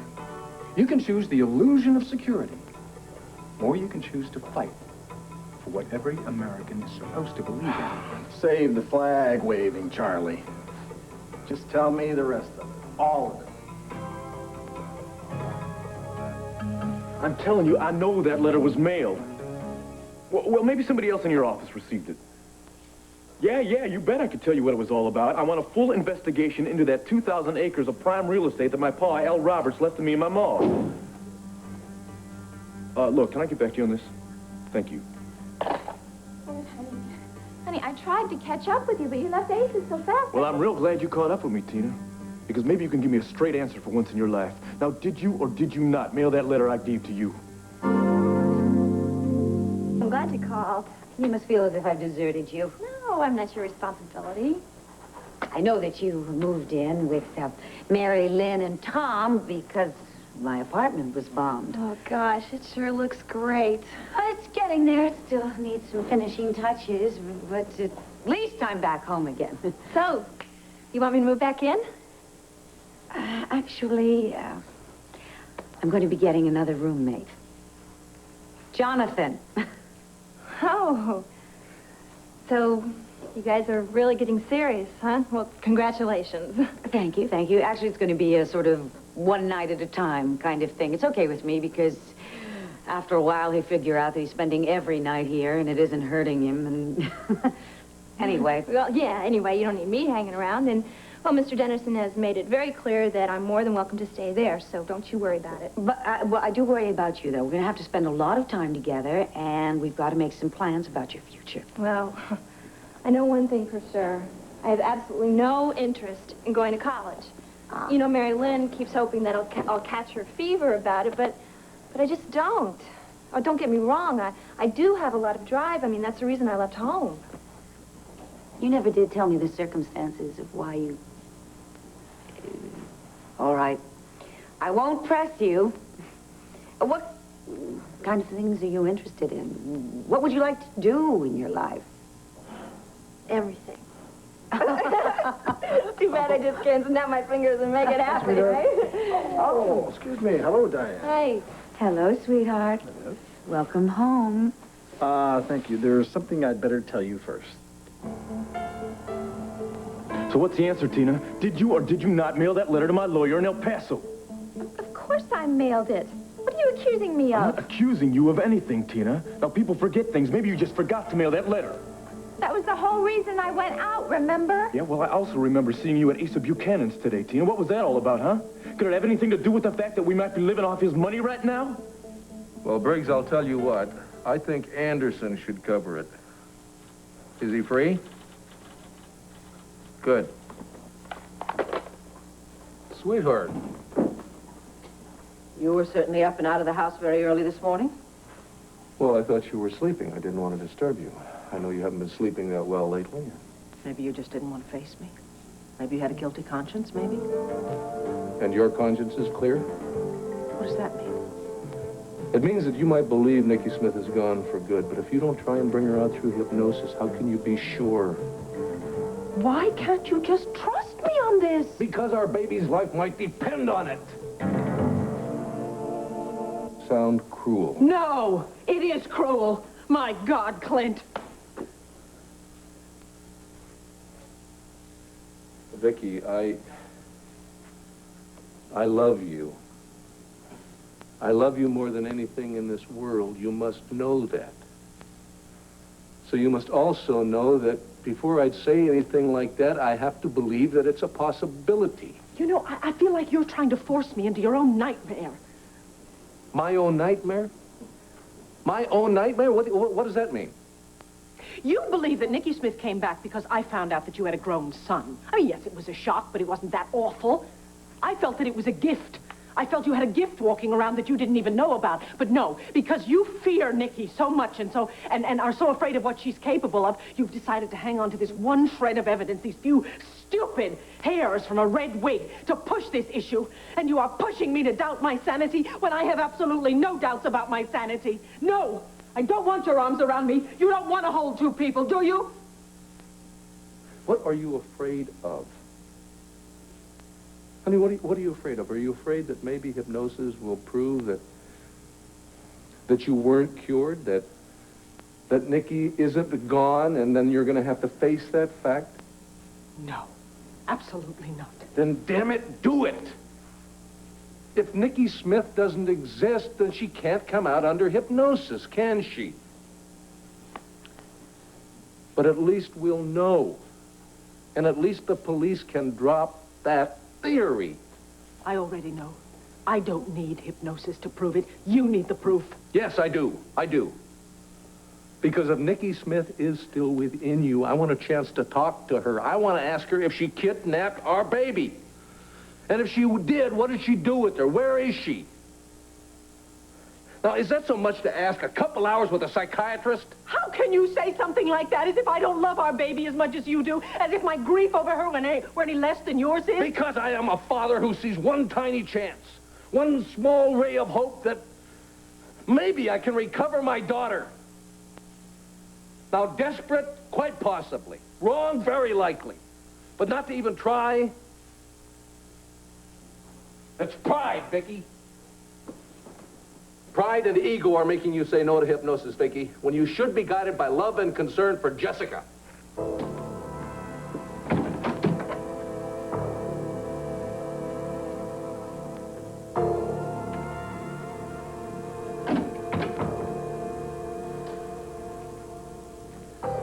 Well, is there anything I can do?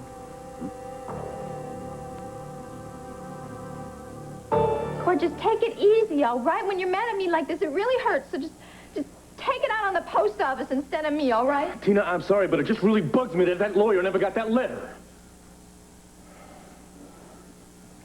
Tina. Now, come on. I said I'm sorry, all right? Okay? It's a little better. Now, as to why we ran into each other at Asa's, I was there because Pamela thinks that the marriage is over with. Yeah? Well, maybe they should just get a divorce then, huh? Well, that's the weirdest thing. You see, he made her want one, so she asked for one, and now he won't give her a divorce. Well, it just goes to show you what kind of a rattlesnake Asa Buchanan can really be. Oh, I'll get that. It's probably my mom. You called her? Yeah, Tina, I haven't even talked to her about any of this inheritance stuff yet. Hi, Mom. Hello, honey bunch. Come on in. Okay. Oh, hi, Tina. Hello, Maria. Look, why don't you have a seat, Ma, because we've got some heavy talking to do. Tina, maybe you can find something else to do. I'm sure you don't want to sit and listen to all this stuff again, do you? Oh, I don't mind. Really, I don't. In fact, honey, I know how much this whole conversation hurts you, so I'm going to sit right here so I can help you through it. All right, you two. What is going on? Well, Ma, it's about that inheritance that Pa supposedly left us. Well, what about it? I've been thinking, and I think that it really came from Asa Buchanan. Why would you think that, son? Oh, come on. That land, it just, like, dropped out of the sky. Like a big secret out of Pa's past. Now, you and I both know that that's not the way he operated. And besides, you told me that you were real skeptical about it at first, too. Yeah, I did find it a bit odd. Yeah, but you went to El Paso to check it out, didn't you?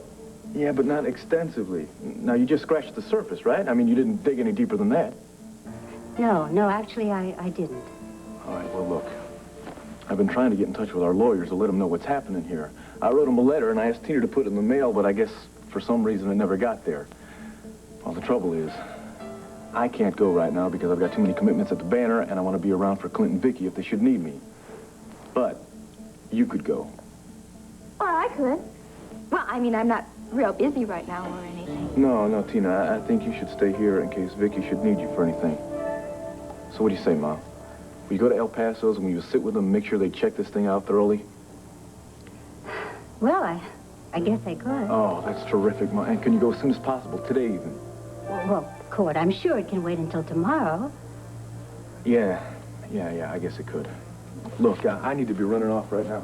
I'm supposed to take pictures of that convention downstairs in the ballroom, then I gotta run the pictures over to the Banner. But I will call our lawyers from downstairs and I'll let them know that you're on your way, all right? All right. I love you, Mom. Love you too, honey. Love you. I'll see you later. Okay, I won't be long. Thank you again, Ma, so much.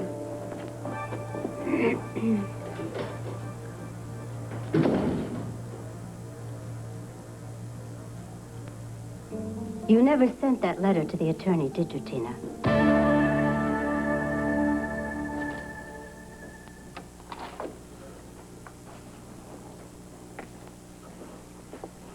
Dad? Just 1 second, son. Right, what is it? I'm up to my eyeballs in this crisis thing. What crisis now? Wait, confidential. You won't, can't hear about it until it hits the news, right? Hopefully this one will never hit the news. Well, can you at least tell me what you did with Uncle John? I mean, did you get him off my case? Yes, Jamie, I got him off your case. He'll be leaving the country shortly. I'm sending him to Mendora. Dad, you're kidding. I can't believe it. You're a genius. No, actually, the situation called for a top-notch undercover man. Your Uncle John is qualified. It just happens to be splendid timing. You are really something else. I mean it. You're the greatest. Please, son, if that's what I was, I wouldn't be sticking my neck out trying to save yours. You up to something in here? Is something wrong? Depends on your point of view. This seems like a private conversation. It is a bit. Would you mind waiting in the guest room?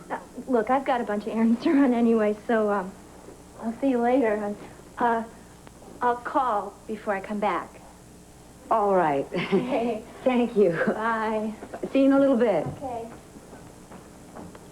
I hope she's right, that there's a reason she'd have to call first. Come on, John. You want to explain what's going on to me? Yeah, I've got to leave town today. And I'm not sure when I'm going to be back. Is there something you're trying to tell me? Just that I have this assignment that I couldn't refuse. Oh, an assignment that you couldn't refuse that was going to keep you away from me on the first night of our new commitment together? Dorian, I don't think you understand. You're right. I don't understand. So who is this big, important client that you couldn't refuse for me? The government. And they're a little hard to turn down. Briefed on a certain international situation. Which one? I can't tell you. Oh, you mean you don't trust me? I didn't say that. You said that. I'm sworn to secrecy. Oh, I'm sure that Charles whispers sweet little state secrets in Judith's ear before they go to bed. Maybe so, Dorian, but that's a little different. Oh, is it different because they're married and you and I just have a sort of maybe-if, slightly kind of commitment? I should have known that you would see this as me trying to back out on our arrangement. John, it's kind of hard not to. That's not true. Where do you come up with this warped logic?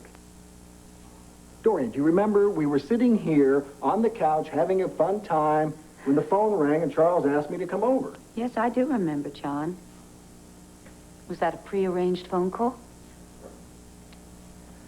When I got there, he told me that he needed my services for this crisis. I argued with him about it, but he insisted. And after finding out the importance of the mission, well... Mission? As in you're going to be in danger? As in, I'm doing a job for my country. That sounds very dangerous to me. Don't you go talking to me about danger. You risked your life about 20 times in Statesville, as I Yeah, but I had you there to protect me. Who's going to protect you? I can take care of myself. Now, I'll be back just as soon as I possibly can. I mean, Charles said it wouldn't take long. Charles. Do you know, it suddenly occurs to me that maybe Charles is just trying to get you out of the country so that you can't continue your investigation into his son's involvement with the crack ring and the murder? I don't think so. John, it's all too convenient. Are you really the only private detective in this country who can handle this case? Well, it does have a little something to do with my abilities and my looks. Your looks? Oh, what is it? They need somebody as handsome as you are so that you can go around seducing ladies for the glory and safety of our country? No, that has nothing to do with it. More like the color of my eyes, where my nose is on my face, characteristics like that. Speaking of noses, I think the whole thing stinks. No, John, not just his offering, but you're accepting. And please don't try and distract me. I'm really very hurt, and well, don't try to... All right. Maybe you can. For just a moment.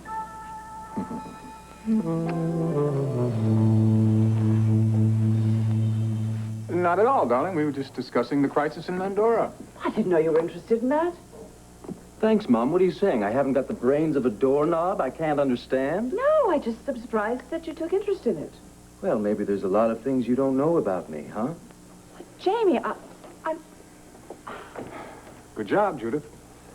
Were you really discussing Mandora? Yes, and he was really interested. Got no encouragement from you. Well, you can't blame me. I have a right to be shocked. Darling, I think maybe you're going to have to change your ways a little bit. I mean, if you want him to grow up and become that new person you want him to be, you're going to have to stop treating him like a child. That would be a lot easier if his name didn't keep coming up in the investigation on Dan Warlick.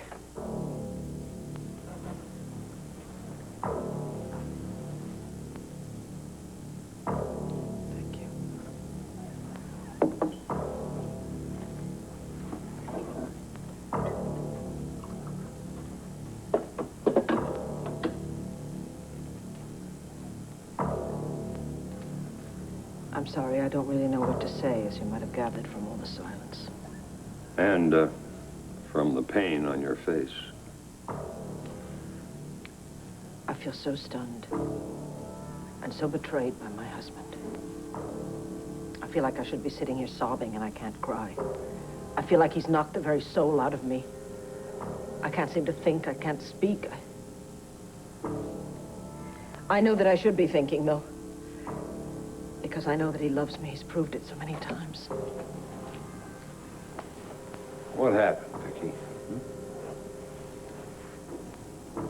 Clint believes that I turned into Nicky Smith and I kidnapped my own daughter. Or at least he thinks there's a good possibility that that happened. Yes, I know.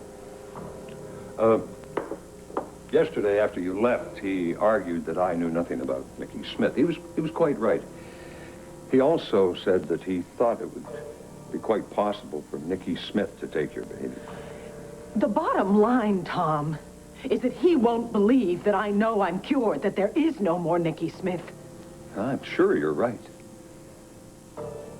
We had a terrible argument about it last night. I was very hurt, very angry. And then I walked in here this morning and he started in on me all over again. He wants me to undergo hypnosis to try and bring Nicky Smith out. And I refused, so he walked out of here. I mean, I know he was hurt. It was hard for him to say all those things, but I feel like I'm being attacked right now. He has never, ever treated me like that. He has never spoken to me that harshly. And I suppose that means I really should consider whether or not what he says is true. Maybe I am a coward. Oh, Vicki, one thing you are not is a coward. Well, I'm not so sure about that, Tom. You have no idea how frightening the idea is to me that Nicky Smith could still be a part of me. You have no understanding of the fear and the loathing that I have for her. Well, that's why I know she no longer exists. And why I can't understand, Clint thinks she does. Well, he doesn't want to. Or at least that's what he says. But he's desperate. And then he said that it was very unfair of me not to undergo the hypnosis, that I had put my own pride, my own fear above my daughter's life. I don't know, maybe he's right. Oh, Vicki, you would never do a thing like that. I don't know. Wouldn't I? If I really was afraid that Nicky had come back, that she was going to move in and take over again? What if she did take Jessica? I mean, what if Jessica is helpless someplace? And what if you do undergo this hypnosis, and you manage to bring Nicky Smith out, and you discover that she's innocent, but she won't go away? What then? Oh, God, I don't know. I don't know what to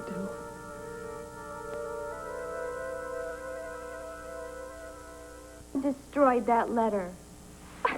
Cord deserves that money. You think I'm just going to sit back and watch him give it back to Asa? No, he's just upset right now, so he's just not thinking too clearly. You don't know your husband. Even if he weren't angry, he would still want to give that land back. All right, then, so we just have to change his mind, or we have to make sure he doesn't find out the money's from Asa. We do? Tina, why don't you just admit that if Cord throws that money in Asa's face, Asa's going to throw him the truth. And then Cord will know that it was not a goodwill gesture from his grandfather, but that it was blackmail money from his loving wife. All right, let's just forget for a moment that maybe I blackmailed Asa, or maybe what I really did is get Cord what he rightfully deserves, all right? But just see, if Cord gives back that money to Asa, Asa wins again. That is another rationalization. Is it? Cord was unrightfully denied his heritage, his money as a Buchanan. Look, and that little slight has been rectified by me. Thank you very much. Now, if Asa gets back that money from Cord, Asa is going to be thrilled. He's going to put it right in the bank. So what about you then, huh? Don't you need money to survive, Maria? Or maybe you would like being a waitress, huh? Maybe it would make you happy to see Cord working 2 jobs in order to support all those kids he wants us to raise. Or perhaps you could work as a waitress somewhere. You love Cord enough and the little kids to pitch in and help, don't you? All right, now, look, this is silly. Obviously, I agree that Cordero deserves the money. Otherwise, I would have given it back to Asa in the first place. But when Cord finds out the truth, there is nothing that you and I can do. Well then, Maria, you and I are going to make sure that he doesn't do that, aren't we?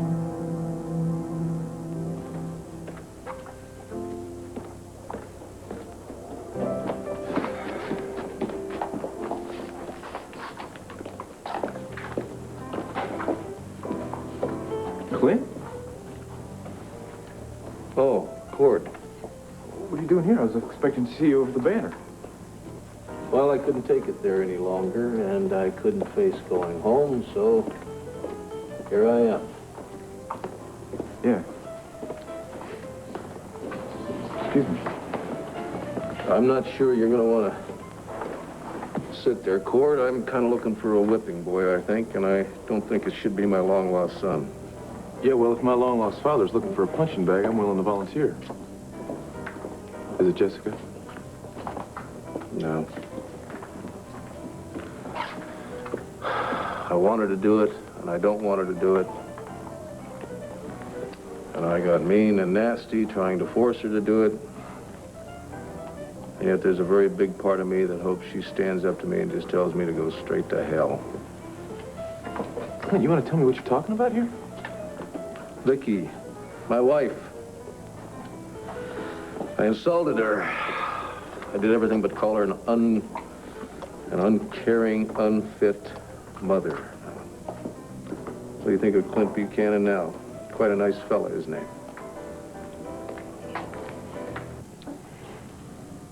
It's just so complicated. It's so frightening.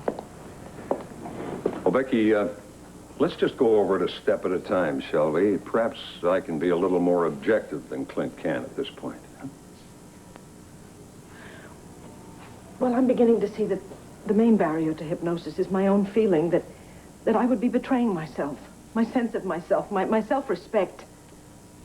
Because by doing it, I would be admitting that there is a chance, and everything in me knows that there is no more Nikki Smith. And if she doesn't exist, how could she possibly know where Jessica is? All right, now let me take Clint's position for a minute here. Let's say there was a chance, just the slightest chance. Now, what is important here? How you feel about yourself or the baby? How can you say such a thing? I'm not taking sides. No, we were just talking this through. We're looking for answers, that's all. Well, then we're right back to pride, aren't we? And my stubbornly insisting that I couldn't possibly be wrong. I don't think he'll ever forgive me if I don't do this for him, though. Will you forgive him if you compromise yourself by doing what he wants you to do?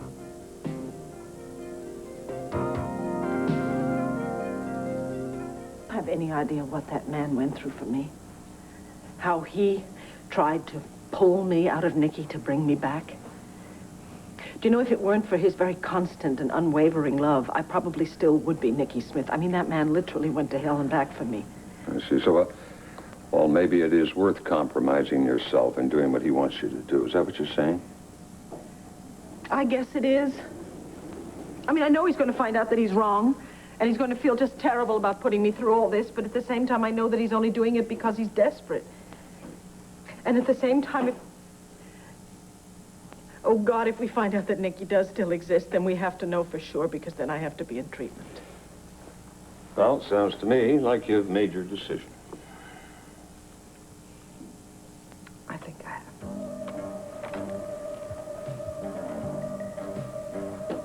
Yes, I have. I have. Clint told me that he talked to a psychiatrist at Landview Hospital. Dr. Ireland. Maybe he can see me today. Obviously, you have a plan all worked out. Oh, I think Cord already worked it out for us. You go down to El Paso, you get a little sun, you see some old friends, you come back and tell them the inheritance is perfectly legitimate. Tina, you can lie that easily. I can't. I'm not in the habit of lying to my son. Come on, Maria, you've been lying to him for 20-some-odd years. Look, I didn't say that to be nasty. Tina, you know that this secret is going to come back to haunt the both of us. Well, I'm willing to take that chance. Obviously, you've been taking it for months. Look, he loves me. He's not going to let that come between our relationship. You really don't know your husband at all. You're much too smug about your ability to keep him, and you're much too casual about his sense of right and wrong.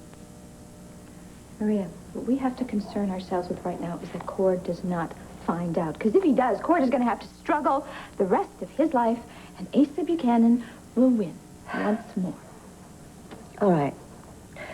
All right, I will think of something, but I can tell you this. It's not going to be some blatant lie that he won't be able to forgive me for. Not a real pretty picture, is it? Now listen, Vicky is going to understand this, and she's going to let it go, all right? Do you want me to talk to her? No. Oh, come on, I was having a real nice conversation with her yesterday. I told her that I supported her belief in the fact that Nicky Smith was gone for good. Oh, great. That helps a lot. Listen, I'll just tell her that I thought it through, and I think maybe she should go along with this hypnosis thing. For the same reason that you cited before. You know, if there's the slightest chance of finding Jessica, it's worth it. Cord, there's something I haven't told you. We stand a risk of losing Vicky for good. This is also hard for me to comprehend. I mean, Vicky being herself, but not being herself. I don't know if I could even stand it. And then there's the boys. But damn it, there's a helpless baby out there someplace, and if Nicky's got her, she could even be dead. I want you to stop talking like that. Who's feeding? Now, come on.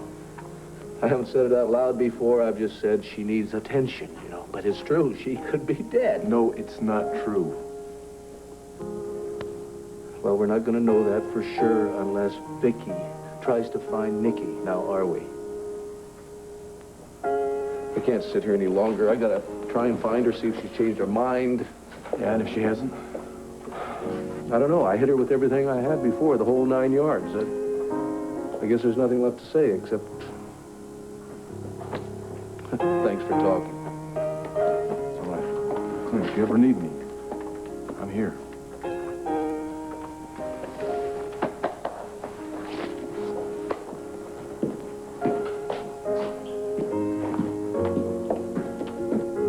Thank you. Vicky, Clint is not at the city desk.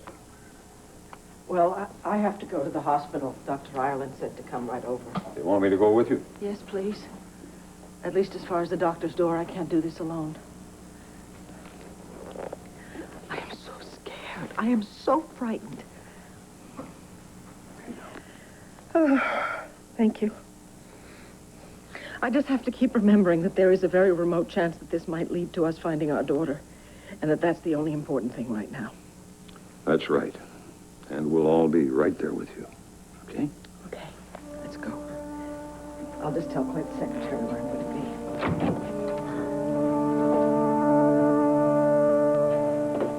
So I am sit down. Thank you. You said when you called you wanted to talk about the Dan Woltl case? Yes, I do. From what I understand, you think that Dan is totally innocent. Yes.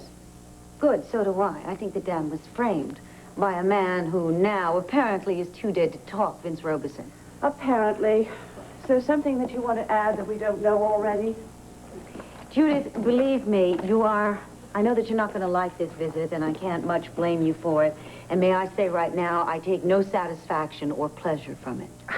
I don't know what you're leading up to with this. Your son, Jamie.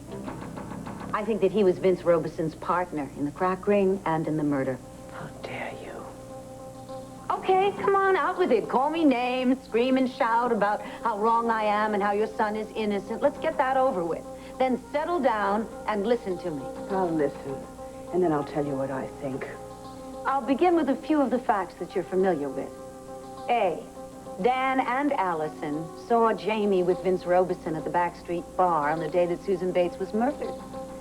B, Jamie visited Dan's apartment on the day that the police searched his apartment and found the tape hidden behind some books. Not a very clever place to put something that could get you implicated in a murder, right? That Dan was framed, we agree on. That Jamie would plant those tapes is ludicrous. He's Dan's friend. He's such a good friend that he didn't even tell you until Dan did that Dan and Allison were at the Backstreet Bar and that she could have lost that charm. Jamie is not a very communicative kid, but he didn't deny it when he was asked. Oh, come on, he was caught. How could he deny it? Look, do you have anything more to add? Get to it, because you're about to head for the door. Jeannie Johnson. Yes. Have you heard of her? She's an inmate who was released from Statesville. Yes, I know.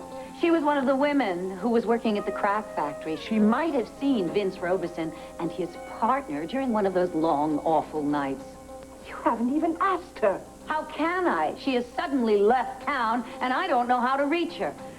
The point is that she phoned Herb. She sounded terribly upset, and she said that she had to see him.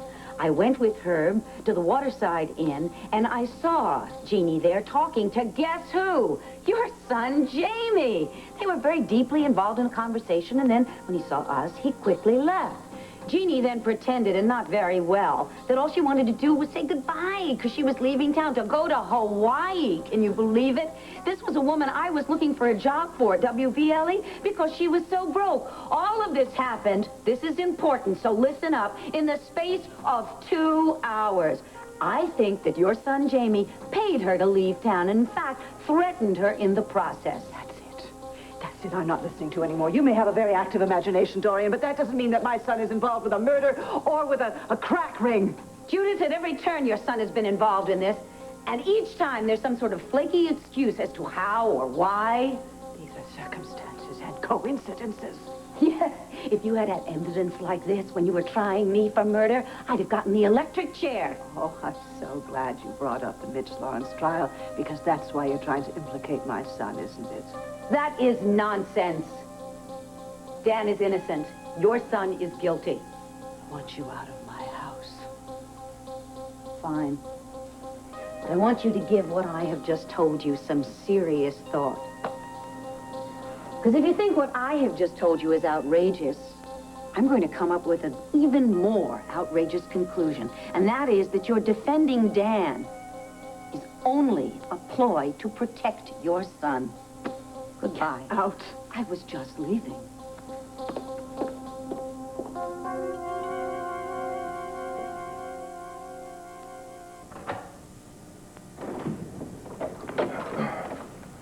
Ma? Hi, what are you still doing here? It's great to see you. While I was gone, you and Tina have a nice little, visit? Oh, for a while, but then she had to run off and do some errands. I've been sitting here thinking and waiting for you to get back. Here I am. What's up? Cord, I'm not going to El Paso to investigate the land that Al left us. Oh, Ma. I can't do it. And part of the reason is because I don't want to know the answer. Why? Because I prefer to believe that Al just left us a wonderful surprise. Cord, I don't think he was totally predictable, and I think he was capable of keeping the land a secret. Yeah? Well, what if the land really came from Asa Buchanan, Ma? Look, I hate him and you hate him, but that doesn't mean that it did, Cord. Now, other than buying my mother off, he has never contributed 1 cent to your upbringing, so why should he suddenly start now? Why? I'll tell you why, Ma. He knew that eventually the secret was going to come out, and he was trying to pay me off beforehand. He is not that generous. Oh, come on. You were suspicious about this yourself. I was. But that was before. My suspicions disappeared after I went to El Paso and I investigated. But you didn't investigate fully. Cord,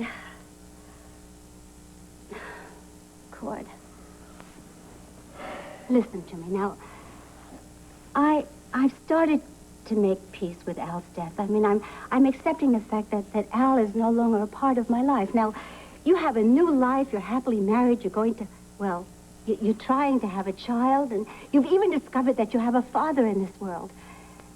But I only have memories, Cord, and thank God for Al's generosity and his ability to love a 16-year-old pregnant kid with few questions asked. All I have now are those years that I shared with Al and of loving and raising you. This is great, Mom. Don't make me feel guilty or anything. Well, I'm sorry, but damn it, I want to believe that Al gave us that land to secure our future. And now let's face it. Asa gave Al and my mother and you and me a much better life than we ever could have had. Oh, yeah? Well, what would have happened if you had married Clint, Ma? You never know what Maybe could he have... wouldn't have married me. Who knows? Cord, I have you and you have Tina. Tina loves money, and she would be desperately unhappy without it. You know that. Oh, man. Oh. Cord, let it alone, son. Please. If Asa was behind this money, well, we deserve it. Haven't we had enough sadness and enough mistakes in this life? And if Asa wasn't behind that money, then praise the Lord that Al had enough foresight to protect us.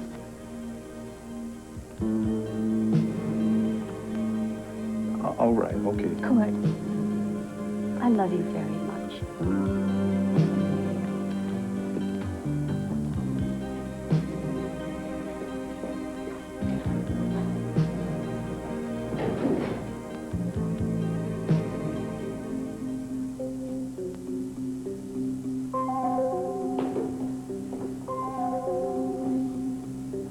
Judith, what's the matter? Charles, Doreen Lord was just here, and she point blank accused Jamie of being involved with Vince Robertson and the crack ring. Oh, come on. And then she said that Jamie paid Jeannie Johnson to get out of town because she knew about it. That's ridiculous. I wish I was sure of that. It's not true.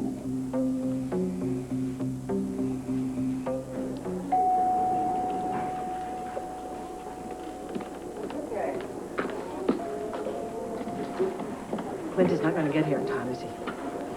Well, Vicky, what happens between you and the psychiatrist has nothing to do with whether or not Clint is here. Hypnosis will or will not bring Nicky Smith out. Yes, I know you're right about that. I guess I just hate it that he's out there somewhere thinking that I don't have the courage to do this. Mrs. Buchanan, Dr. Ireland is ready for you now.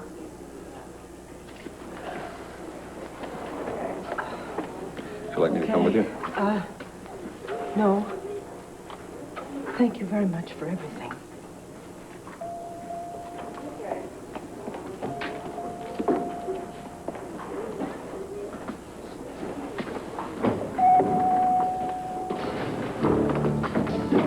Tom, Vicky's just gone in to the doctor.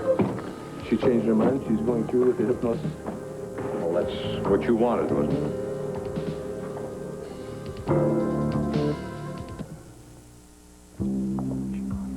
Oh, thank you.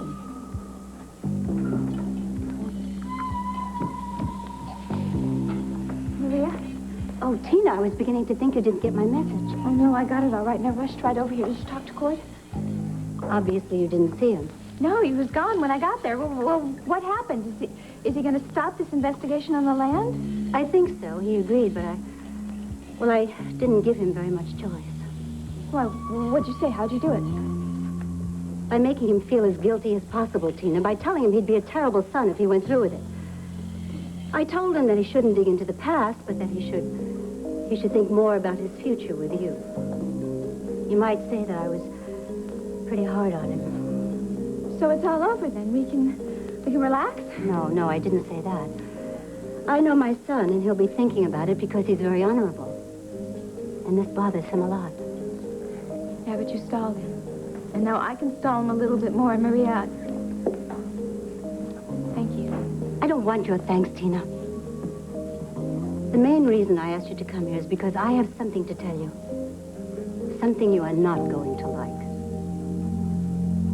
Can't tell you how surprised I was to get the message. When did Vicky go in there? A few minutes ago. Oh, then it'll give me a chance to talk to her. Hey, hold it. No talk. The decision has been made. She's under hypnosis. Don't you go barging in, okay? Oh, wait a minute, Tom. She's my wife. Don't you go telling me what to do and what not to do when it comes to her. Clint. Your husband and I had a lengthy phone conversation about this. Fortunately, I was a colleague of Marcus Pope's, and on occasion he would consult me about your case. Well, that's certainly a relief. I mean, we can just go ahead and do this then, and I don't have to fill you in on any details about Nikki, right? You know, Dr. Island, I really have to tell you right up front that I don't believe she exists anymore, and I think this is a total waste of time. However, since my husband seems to believe that there is a slim possibility that Nikki stole our daughter from her nursery. You're submitting to this procedure. Yes. I understand, Mrs. Buchanan. I'm very sorry your daughter is still missing, that this has become necessary. If you would lie down on the chaise, please.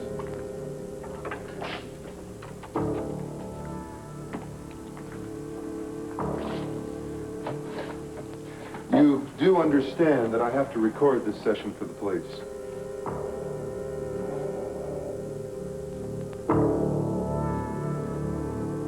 Nancy, I have a feeling that your mother isn't going to like this talk. I have qualms about it myself, but I have no choice.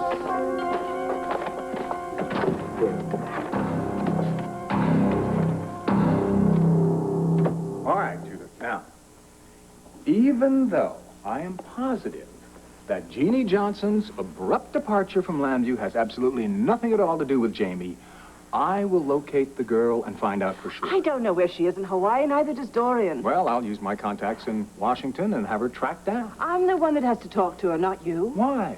We both have the same goal. That's to clear up these unfounded suspicions. Why do I always have a feeling these suspicions are not unfounded? Because you have a tendency, darling, to think the worst of Jamie. I do not. That's not... Let me finish. That's your tendency, okay? Then you find out it's not true, and you get mildly surprised. I don't know, maybe it's a defense mechanism. I don't know, but our son is not involved with drugs. He is not making his living by having kids addicted to crack, and he's certainly not an accomplice to murder. Come on. It's unbearable to think about, but I can't ignore the fact that Jamie's on the fringes of the Judith, you have not ignored it. You've questioned the boy several times. And why? Why do I always feel that he is not telling me the truth? Why? Because you are listening to Dorian Lord. I don't care about her motivations. I've got to talk to Jeannie Johnson. All right. Do me a favor. Just hold off. Let me handle it, all right? At least give me time to try to locate the Johnson girl. Excuse me, has anyone heard from Kate? I keep leaving messages for her at the inn. I haven't. No, she hasn't called here. Jamie, can I talk to you for a minute in private?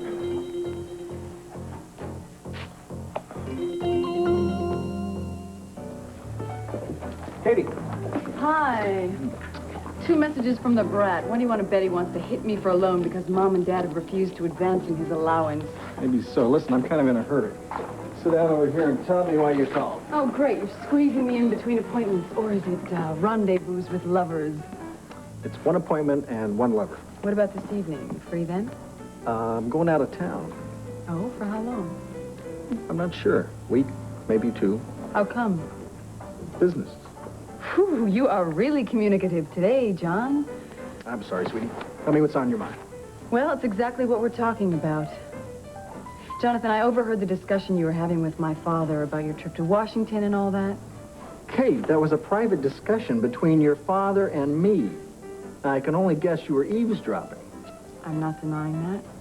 Well, why? I mean, there's no endangered species problem in Mendora, is there? Yeah, well, this whole thing is a little bigger than Mendora, isn't it? How long were you outside that door listening? Unfortunately, not long enough. That's why I have to ask you these questions. I'm getting no answers, because it is none of your business, my nosy little niece. John, why are you involved in this? My father doesn't like you, and you can barely stand him. Suddenly you're working together on an international problem? Because I was called into the service of my country. And for reasons I cannot and will not divulge. The end. Isn't it dangerous? Come on. Look, I've got to catch a plane. I've got to say goodbye to Dorian. I've got to see your father. I'll see you when I get back. Jonathan, please don't go on this assignment. Oh, Clint, wait a minute. Come on, just a minute, will you? I'm not trying to tell you how to deal with your wife. I was with her this afternoon. She went through hell before she made the decision to do this thing, in spite of the fact she knows Nicky Smith no longer exists. I know that, Tom. It took a lot out of both of us to get Vicky to think beyond that. Obviously, it worked. She's here. Within an hour, we'll have an answer. Frankly, I don't know what to root for. Yeah, I know you're concerned about the baby. Yes, because if Nicky Smith didn't take her, then we're right back to square one. Anyway, what was your point before I go in there? No point. Just trying to calm you down before you went barreling in there, that's all. I'm not sure the doctor will let you see her anyway. I just want Vicky to know that I'm here to support her, Tom. Yeah.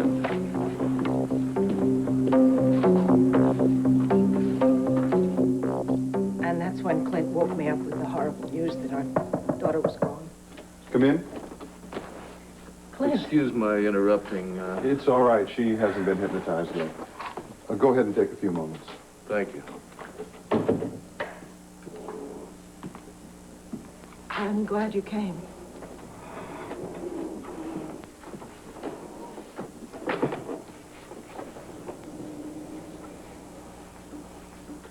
I just had to tell you that I love you very much. And I'm sorry about things I said earlier. Oh, it's all right. I understand why you had to say them. Are you sure? Yes. I feel like such a louse for doubting you, honey, for forcing you. Well, at least we'll clear up all doubts one way or the other, right? We should begin, Vicky. Doctor, may I stay? It would really be better if you didn't. I'll be very quiet. Please, Dr. Ireland, if you wouldn't mind, I really would like him to stay. I'd feel much safer, much easier about the whole thing if he were here. All right, let me sit over here. Thank you.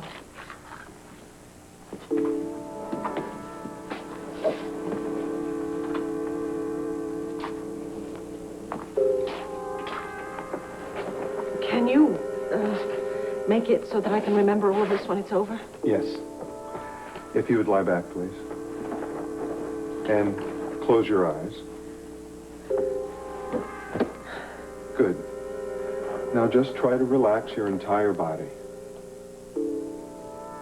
Put your hands on your lap and take a deep breath. Good. And let the tension just flow out of your body. Now, I want you to open your eyes and focus your entire attention on this object. Good. Concentrate. And your eyes are becoming heavier and heavier. Good. Very good.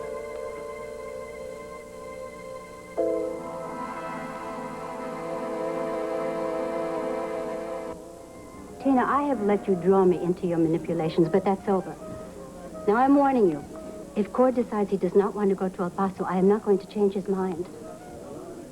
So you're going to have to find a way to keep yourself in furs and jewels with Ace's money. Seems to me you have a lot of Ace's money in the bank, too, Maria. But I am willing to give it up and you're not. Okay, are we clear? Yes, ma'am.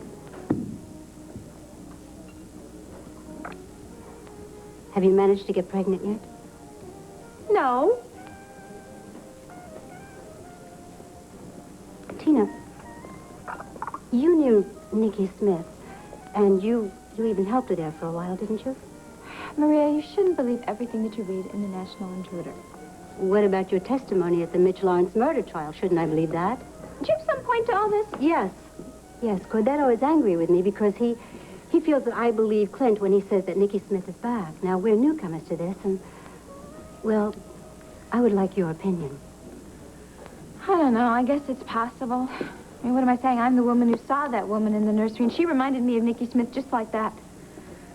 But then on the other hand, I mean, Nikki never comes out unless Vicky's under a lot of stress, and she certainly doesn't seem like she's on the verge of a breakdown. And as I understand it, Clint, or Nikki divorced Clint? Yeah, that's right. But then she fell in love with him later.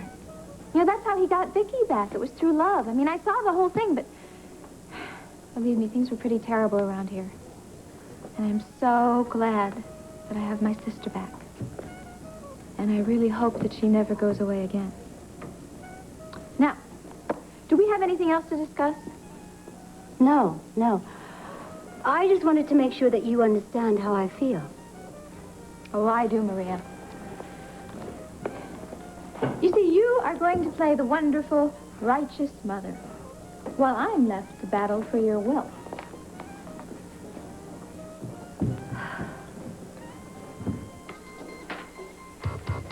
Mr. Dennison? Allison Perkins. Oh, yes, Allison, how are you? I'm fine. Listen, I'm sorry, I couldn't help but overhear you talking there with Mr. Buchanan. Is Mrs. Buchanan really going to try and bring Nikki back? Oh, yeah, that's right. Odds are it won't work. If it does, God help us, who knows what's going to happen. Oh, yeah, well, I don't know her that well, but I certainly feel awful about what's happened. You know, I think some psycho took Jessica. I don't think it had anything to do with Nikki Smith at all. Allison, you work in pediatrics, huh? Yes. Well, then every day you see what joy a newborn baby brings to their parents, right? How can anyone possibly take someone else's child? Oh, it's almost unbelievable, isn't it? Listen, how's Mary Lynn? I wanted to ask you about Oh, she's her. fine, thanks. She's just fine, enjoying college, making new friends. Good, I'm glad. Now, it seems you've got your life in shape, too. Well, yeah. Yeah, I'm pleased to see that this Mitch Lawrence thing was a passing sickness, not a terminal one. For the lucky ones, yeah. Pardon? Susan Bates. That's who I was thinking of. Yeah. Well, I guess I'll get back to the banner. There isn't anything I can do here. There might be something I can do there. Mr. Dennison, I think they're going to get Jessica back. It maybe is just my instinct, but that's what I think. Yeah, right. But it won't be because of this business going on in there now. Take care now. Yes, you too. And you and Kim put the baby to bed together. I remember looking around the nursery and thinking what a proud father Clint was. And how wonderful he had been to my boys, Kevin and Joey, during the past few years. And then I thought about Cord, and how Clint didn't even know that there was another young man in the world that belonged to him. And I thought how shocked he was going to be, and how very angry he would be with his father, and with Maria. But that, how happy he would be eventually. But Vicky, weren't you upset also? I mean, here you thought you were giving your husband his firstborn, and it turned out not to be the first at all? I was upset, yes, but only because Clint had been deceived by his father and Maria and her mother, and I knew it would be traumatic for him. And what other emotions did you feel? I remember thinking about Cord, and how much I liked him, and how much Clint liked him. And what a very welcome addition he was going to be to our family. He would be my boy's older brother and Jessica's older brother, and all that went through my mind. Did you find this very painful? Very painful? No, not at all. Wasn't there a moment, just a moment, when you felt you couldn't handle it, that you tried to shove it away? No, I don't think so. Nikki? Nikki Smith, I'd like to talk to you now. I'd like to know what you felt and did that night.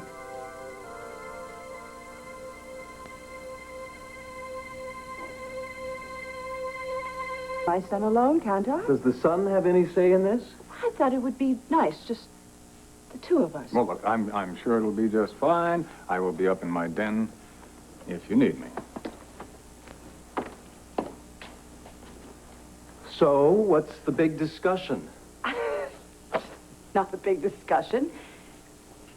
We just have a problem getting close, you and I thought maybe we... Well, it's probably my fault. It's not like it's a new problem. I know. It's been going on for years. Somewhere I got too critical, and then you withdrew from me.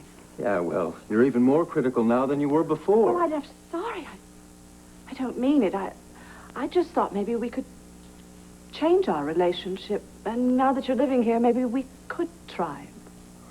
Try what? I don't understand. I'm not some kid who needs his mommy. My fault. My fault. I've been treating you like a child.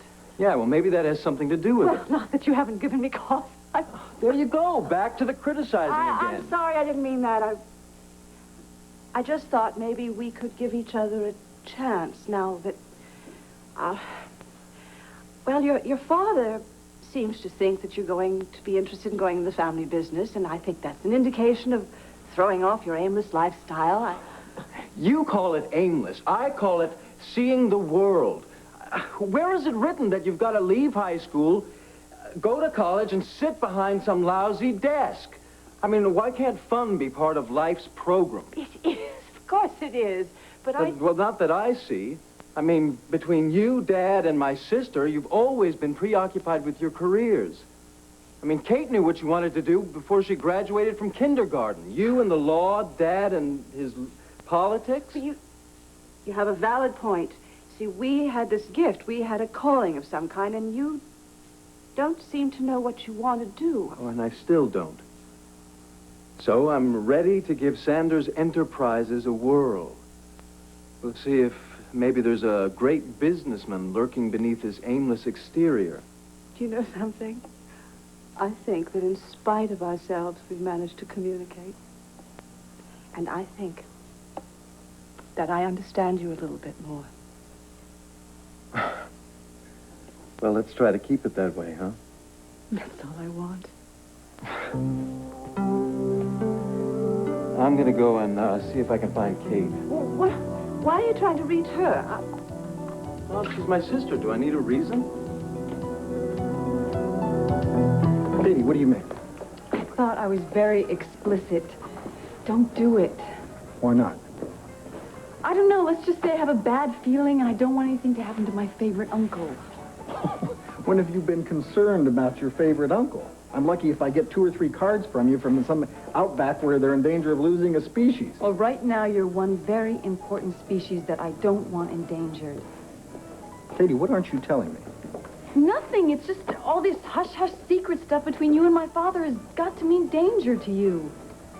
Would you please just drop it? Give me a kiss goodbye, and I'll see you when I get back, all right? My father doesn't like you, you know. No. I'm well aware of that. Look, this is going to sound really horrible. But what if the reason he picked you for this is because it just doesn't matter that much to him if you come back? Please don't ever tell my mother I said that. Don't worry. I won't tell anybody that you said that. Hey, come on, you don't really believe that your father's out to get me killed. But you are desperately trying to get me not to go there for some reason.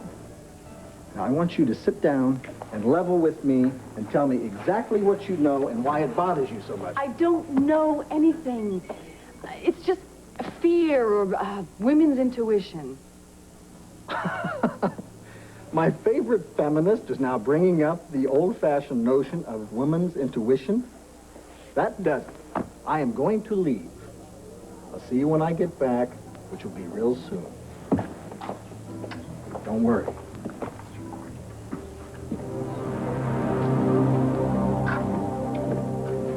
Sooner than you think, Uncle John.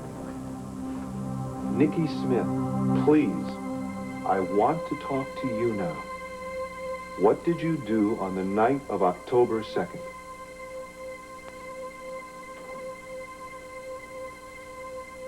Nikki, it's Clint. I want to talk Please, to you. Mr. Buchanan, she can't hear you. Vicky, Yes?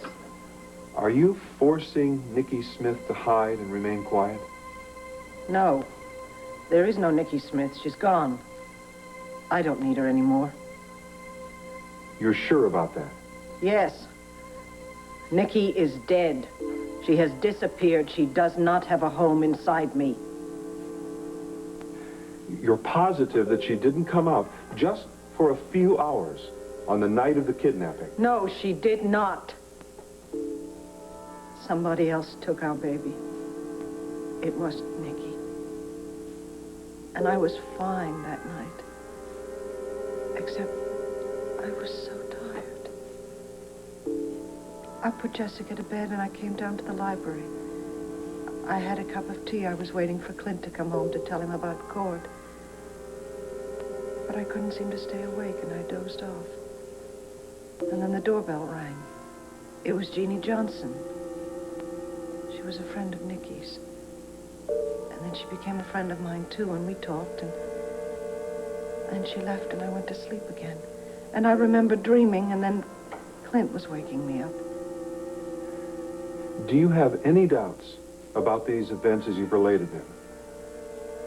Is there any chance that you didn't go to sleep, but instead slipped into your alternate personality? No. Nikki is no longer a part of me. Why won't you believe me? At the count of 3, you'll wake up, and you'll remember everything you said. 1, 2, 3. Open your eyes, Vicky. Hello there, Vicky.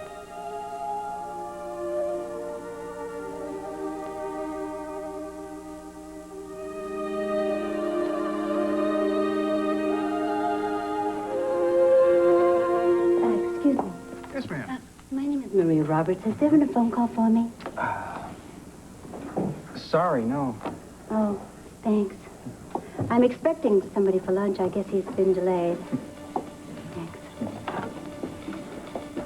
Allison? Yeah, Mrs. Roberts. Allison, what's the matter? It's just the Buchanan baby. Why? What's wrong? Nothing. I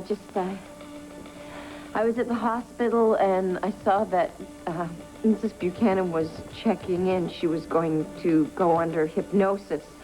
I just can't believe she would risk her life for her baby. Oh, Allison, of course she would. When you have children, you'll... Oh, no, I'm not going to have children. I am not fit to be a mother. Allison. Excuse me, please.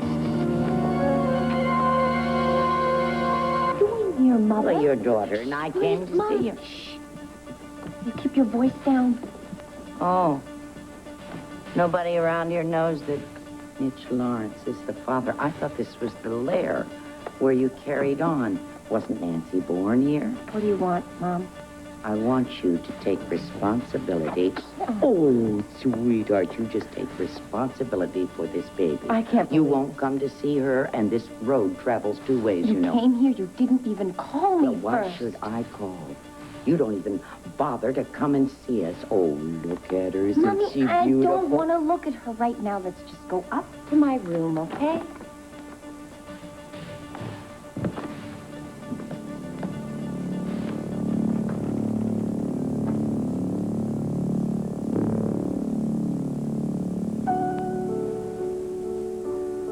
Are you satisfied, Clint?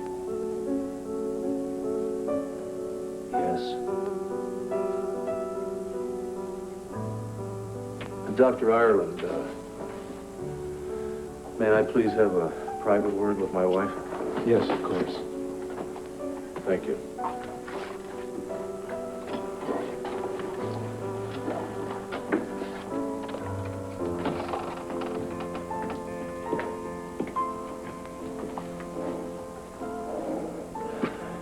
You're furious at me, aren't you? Now that it's over, yes, I guess I am. But I guess the issue is settled. I'm sorry, Vicki. I'm sorry I doubted your conviction that you were cured. And Nikki gone. I know it was your last hope. And now it's gone. So what do we do? Stop hoping? We cannot stop hoping, but we have to do something. Could I put my arms around you?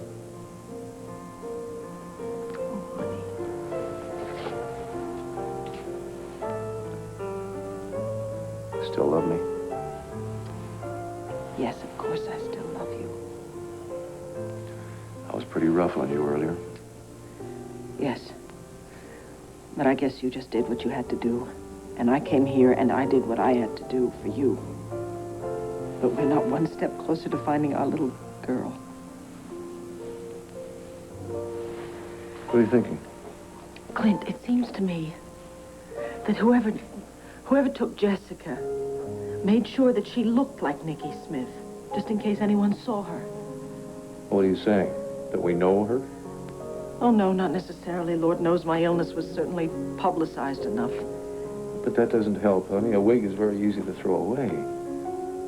We have to do something to find this sick woman. We have to do something. It's not like we haven't been doing everything we can. Well, no, that's not true. Not me. I've been sitting around grieving. It's time I did something. What, run down the street yelling Jessica's name? That's not going to help, No, sweetheart. but you go back to the office and you write a personal appeal to our readers. I have already done that. Do it again. Take all the desperation that you feel and you put it into words. Something has to get through to this maniac. What are you going to do? I'm going back to the source. I should have confronted her days ago. Wait, who are you going to see? I'll call you later. Well, honey, do you want me to go with you? No. I can handle this myself.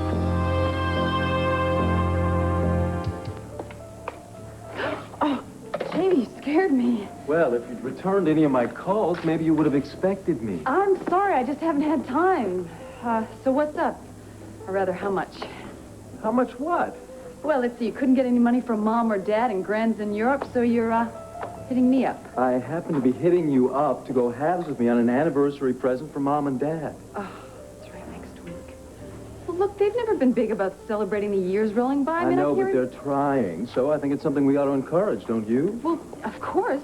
So, let's go shopping and find them a great present. Look, Jamie, I really don't have time to go shopping, and I don't know if I'm even going to be here next week.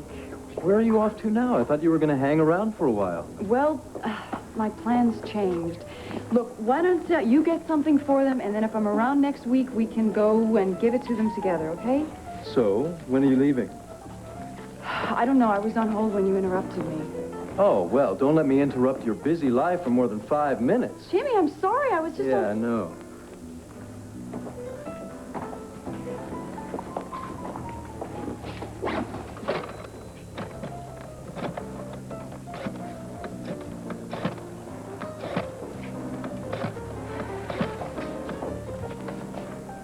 Hi, it's Kate Sanders. Is he... Good. Hi. Listen, I did everything I could to get my uncle to drop this assignment, but he won't do it. Okay, he's going to Washington tonight, and I'll follow him and see what I can learn.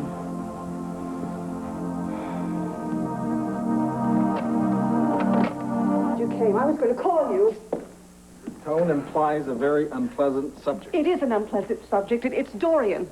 Dorian? She came here a few hours ago, and if you heard what she said, you would never speak to her again. What are you talking about? She waltzed in here and made all sorts of accusations about Jamie, how she connected him to the crack ring and to Susan Bates's murder.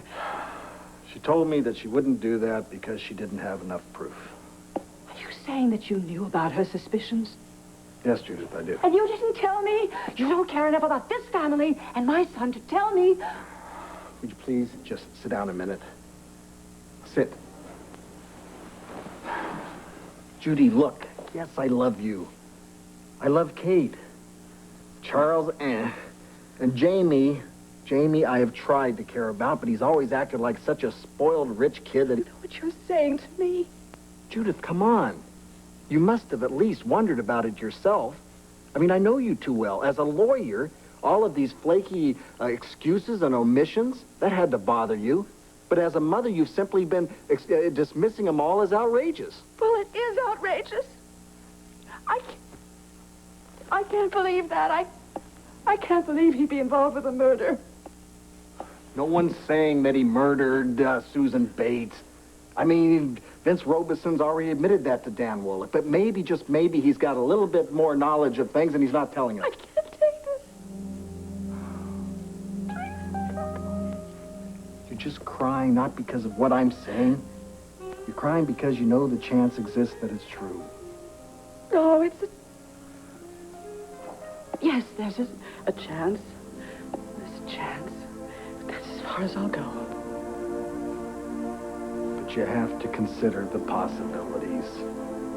I mean, let's face it, I was hoping that I could break it to you gently once I had a little bit more evidence. I'm sorry. You're more than suspicious. You believe it, don't you? I'm not certain, but yeah, I'm having a hard time believing Jamie's innocence. I think you're having a hard time, too. Right now, I wish I weren't defending Dan Woollett. I wish I weren't in the middle of this because I have to make my flesh and blood guilty to prove Dan innocent.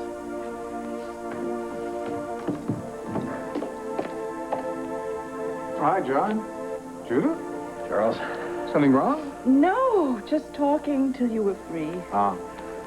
Listen, can we get this over with as soon as possible? Sure, I'll meet you up in my den.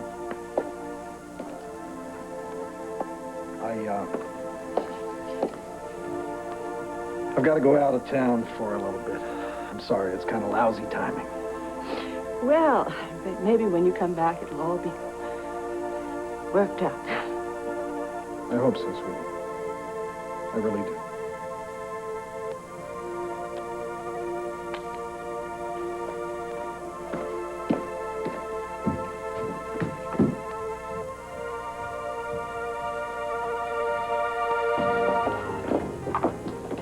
Tina! Oh, Rick, Nobody in Landview walks the way you do. Now come over here, I want to talk to you. What? You seem angry. Yes, I am. I've just come from a rather humiliating experience, all to prove that Nicky Smith no longer exists. Hypnosis found only one person in this body, Tina. Now, why did you start that? I didn't start this. You most certainly did. You were the one who supposedly saw some woman in the hospital nursery in a red wig and a flashy dress. That's right. I saw that woman in the nursery where I knew she shouldn't be, and I called out to her, and she just left. And then they found those strands of red hair in your nursery? Yes, I know that. And that got Larry and the police and my husband to thinking that Nicky Smith had come back and stolen our baby. Do you know what you have done? I can't believe this. You know, I really can't believe that I am the villain again. Look, Lisa Barron was on duty that night. I told her because I thought somebody on the staff ought to know about this woman. And then Lisa told Larry, Larry told the police, and the police went to me. I did not go to them. I'm going to ask you this just one time, because I have to. All right? Anything. By any chance are you making this up? What? You have a penchant for destructive actions, Tina. Vicky, how could you ever possibly think that I could do You that? have done a lot of things that I never thought you could. Vicky, I swear to you, on my husband's life and on our father's grave, that I saw a woman who reminded me of Nicky Smith, and it scared me. And that's the truth.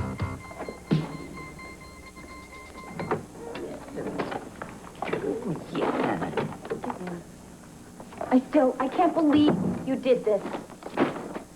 She should be with her mother. You know, I question the way I raised you. And you work in pediatrics? Why, how can you be so insensitive to a baby? She's all yours. I want you to have her. I can't. I just can't. Why not? I told you, I put her up for adoption. And there was no reason to. I said that I would take care of her, and you wouldn't allow that. The only reason this baby is even part of this family is because of Mitch Lawrence. Oh. I can't. I just cannot do it. That is not fair. She doesn't ever have to know what her father was. Never, at any time. Oh, God. I wish I had never brought her to you. Now everything is just getting so complicated. Oh, honey. Honey, aren't you the one who's making it complicated? Mom, please. Are you crying because you feel guilty about rejecting your baby? No, that is not it. I am in the middle of making arrangements. There is a wealthy couple. They're going to provide for her better than we ever could. You're going to give up your own baby. How can you be so callous? Oh, Mom, please, take her for 1 or 2 days. Just until I can make arrangements. Till I can speak with the lawyers and get all the details worked out. No, I am not going to do it. I am going to leave this baby here. So you'll be forced to feed her and to change her and to love honey. Maybe this will bring out your maternal instincts. There's no way that baby can be Allison's. Allison was never pregnant. Oh, no. Could that possibly be Jessica? That would suggest the sort of trauma Nicky needs to materialize. Even finding out that I had a grown son? Well, you were in the room. You heard what she said. I even pushed a bit, but she seemed to take the news in stride, worrying more about you than anything else. Yeah. So you're saying that you were pretty sure this theory should be dropped, but you can't be positive. Exactly. Oh, Tina, I do believe you. I even prefaced the question by saying I had to ask it. I'm very sorry. I'm sorry I ever saw that woman. I'm sorry all this business even got started. My theory at the moment is that some woman purposely dressed up to look like Nicky Smith in case someone saw her so that the suspicion would come on me. But who would do that? Obviously somebody living in this world. Yeah, but nobody you know. Oh, Tina. Oh, Tina, I couldn't deal with it if it was somebody I knew, somebody who would see our suffering and not respond to it. No, I think it has to be some stranger who just read about Nicky Smith and capitalized on it. Yeah, but well, how would you find them? I don't know, but they've got to be there someplace. They've got to be out there somewhere living with my baby, taking care of her. I hope. I couldn't bear it. I couldn't bear to think that she wasn't well taken care of. I mean, for heaven's sakes, whoever this was went to an awful lot of trouble just to steal a baby, didn't she? I'm sure you're right. I'm sure you're right. I mean, you offered all that reward money, right? I mean, obviously, she wants a baby more than the money. So going on the assumption that this is somebody who is capable of love, who wants a baby to love so much that she went out to steal one, do you think maybe I could reach this person on an emotional level? I don't know, you might, but first you'd have to find her. Yes. Maybe I can get her to find me. Thank you for talking this through with me.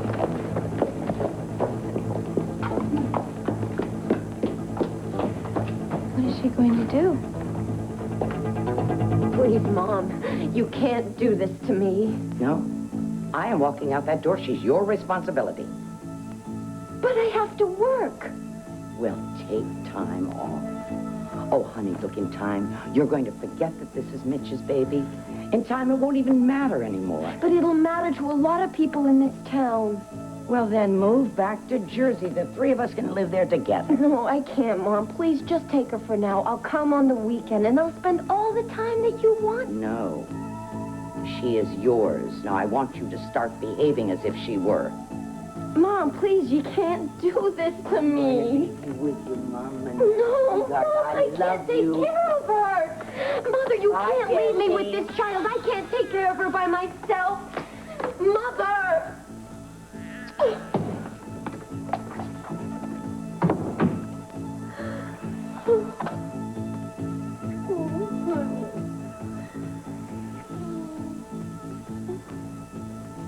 What am I gonna do with you?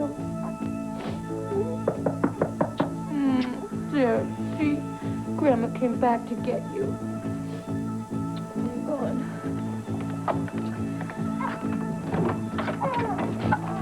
Mrs. Roberts,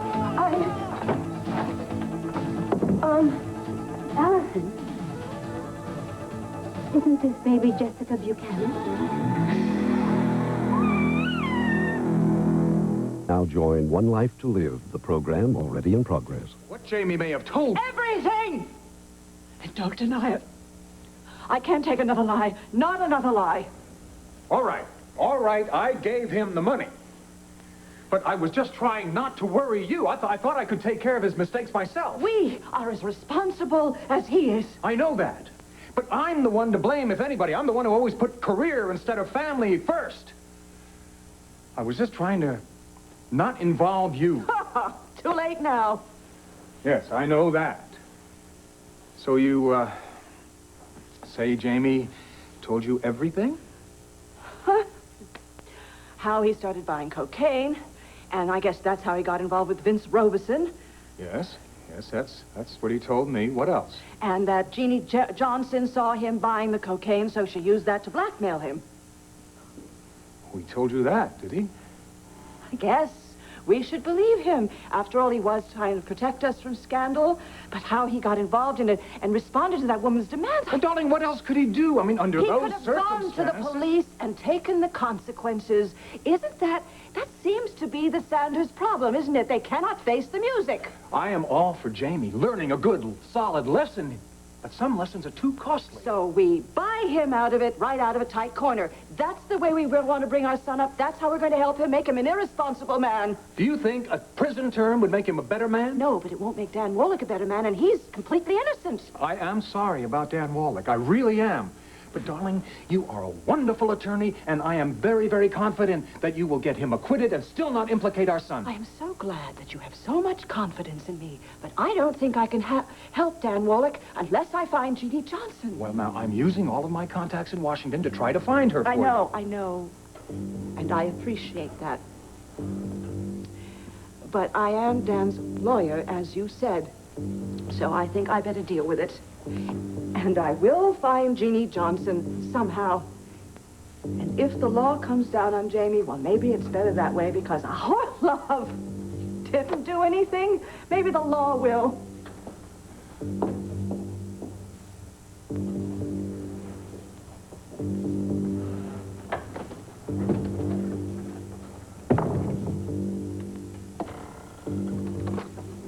Payson. Payson, find my son.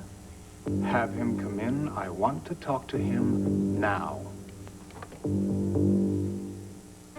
The baby's safety comes first, of course, but it's possible. What?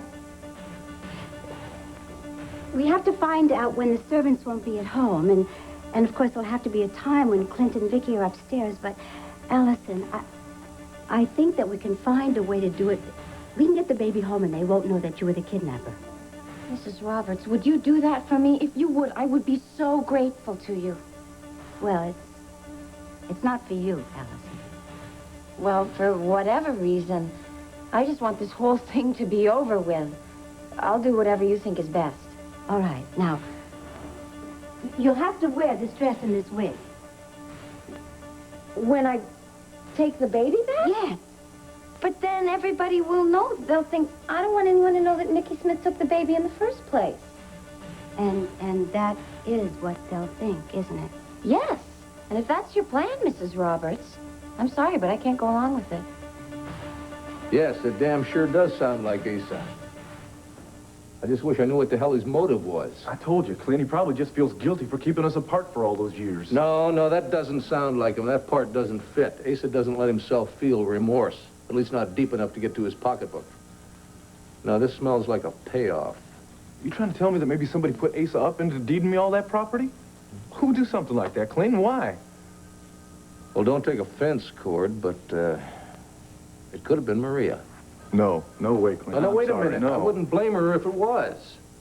You know, she could have got the feeling that you had been mistreated all this time, that he had cheated you out of your real birthright and asked him to make up for it, and made him promise not to say anything to you about it. Clint, if you think that way about my mom, you're crazy. She doesn't operate that way.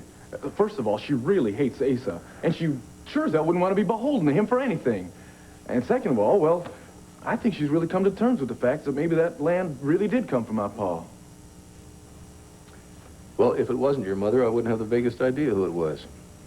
Hell, maybe it was Al's bequest after all. Maybe now you see why I need to check this out for myself. Yeah, of course I do.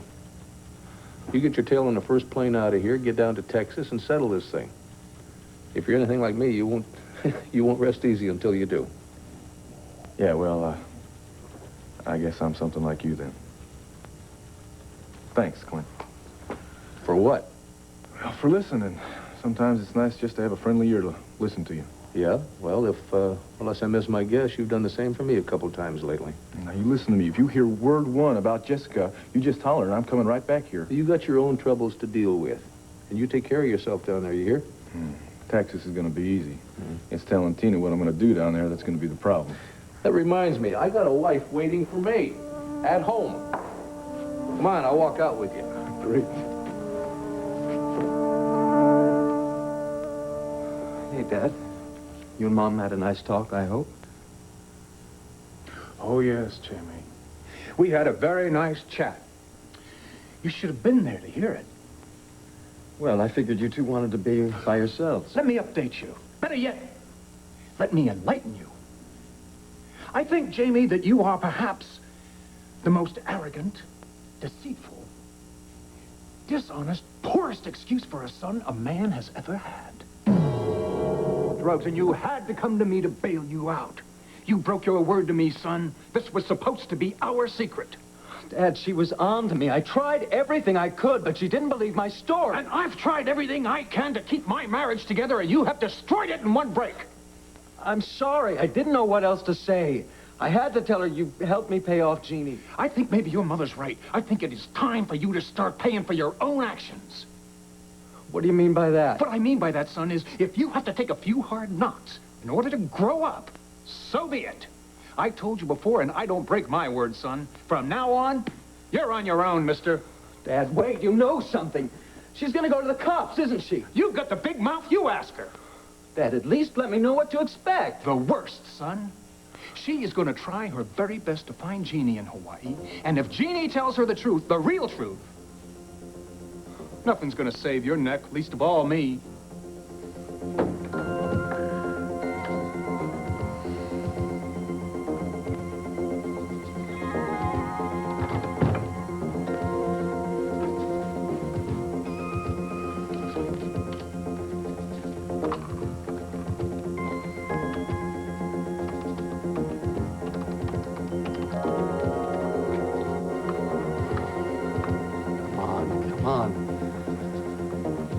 Is this the Maui Manor? Yeah, I'm trying to get a hold of Jeannie Johnson. Thanks. Come on, Jeannie, you've got to be there. Hello, Jeannie, this is Jamie. Listen, there's been a change in plans. I want you to check out now. Don't argue with me. I want you off that island and out of Hawaii. Damn it, Jeannie, do as I tell you, or I swear you'll regret it. So, this is Asa Buchanan, huh? The one and only. The great and the powerful. Yes, this is Asa Buchanan, the good, the tired, the sick, the fed up. So long, Tina. All right, if I can't get you to do it for me or for Cord, maybe I can get you to do it for your favorite charity. You. I am not paying off that lawyer any way, anyhow, anymore. Now, get. Oh, I see. You're going to just toss away your only chance for a reconciliation with Clint. I have already lost Clint. Temporarily. Now, you and Clint have had problems before, but you've always managed to patch them up. But not this time, Asa.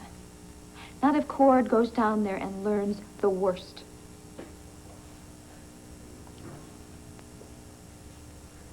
If there's a chance to get back in Clint's good graces. It's up to you, isn't it? All right, all right. I'll pay off that damn lawyer. Have him falsified the deeds and the titles. Now, you go on home. You get back with your husband, make sure he doesn't head for El Paso. I don't know if I can stop him. I'm doing my bit, do yours. Keep in town. I don't care how you do it. Listen to me and listen carefully. Do you want this baby returned? Yes, But do you want Vicky and Clint to know what you've done? And do you want the police to know what you've done? No, I already told you. All right, then that. follow my instructions. No arguments, all right? Is that understood? Mrs. Roberts, I want to go along with your plan. Sneaking into Landfair, okay, it's going to be dangerous, but I'll do it. But dressing up like Nikki Smith... Allison, that is the key part to the plan. I don't know. I mean, Nikki Smith, she's like a nightmare to that family, and then they're going to think that she's back in their lives again. They will get over it. Now, there will be some confusion, but it'll pass. Clint and Vicky are very strong people. Allison, this is the only way. I still don't know. Well, I do. Give me the key. Allison, the key to the terrace door. Your voice down.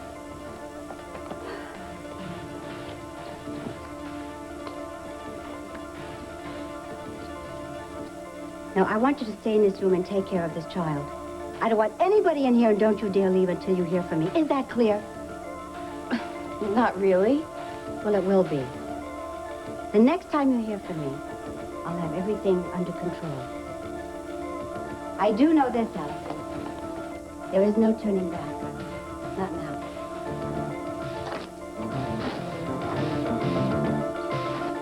I see her. Thank you.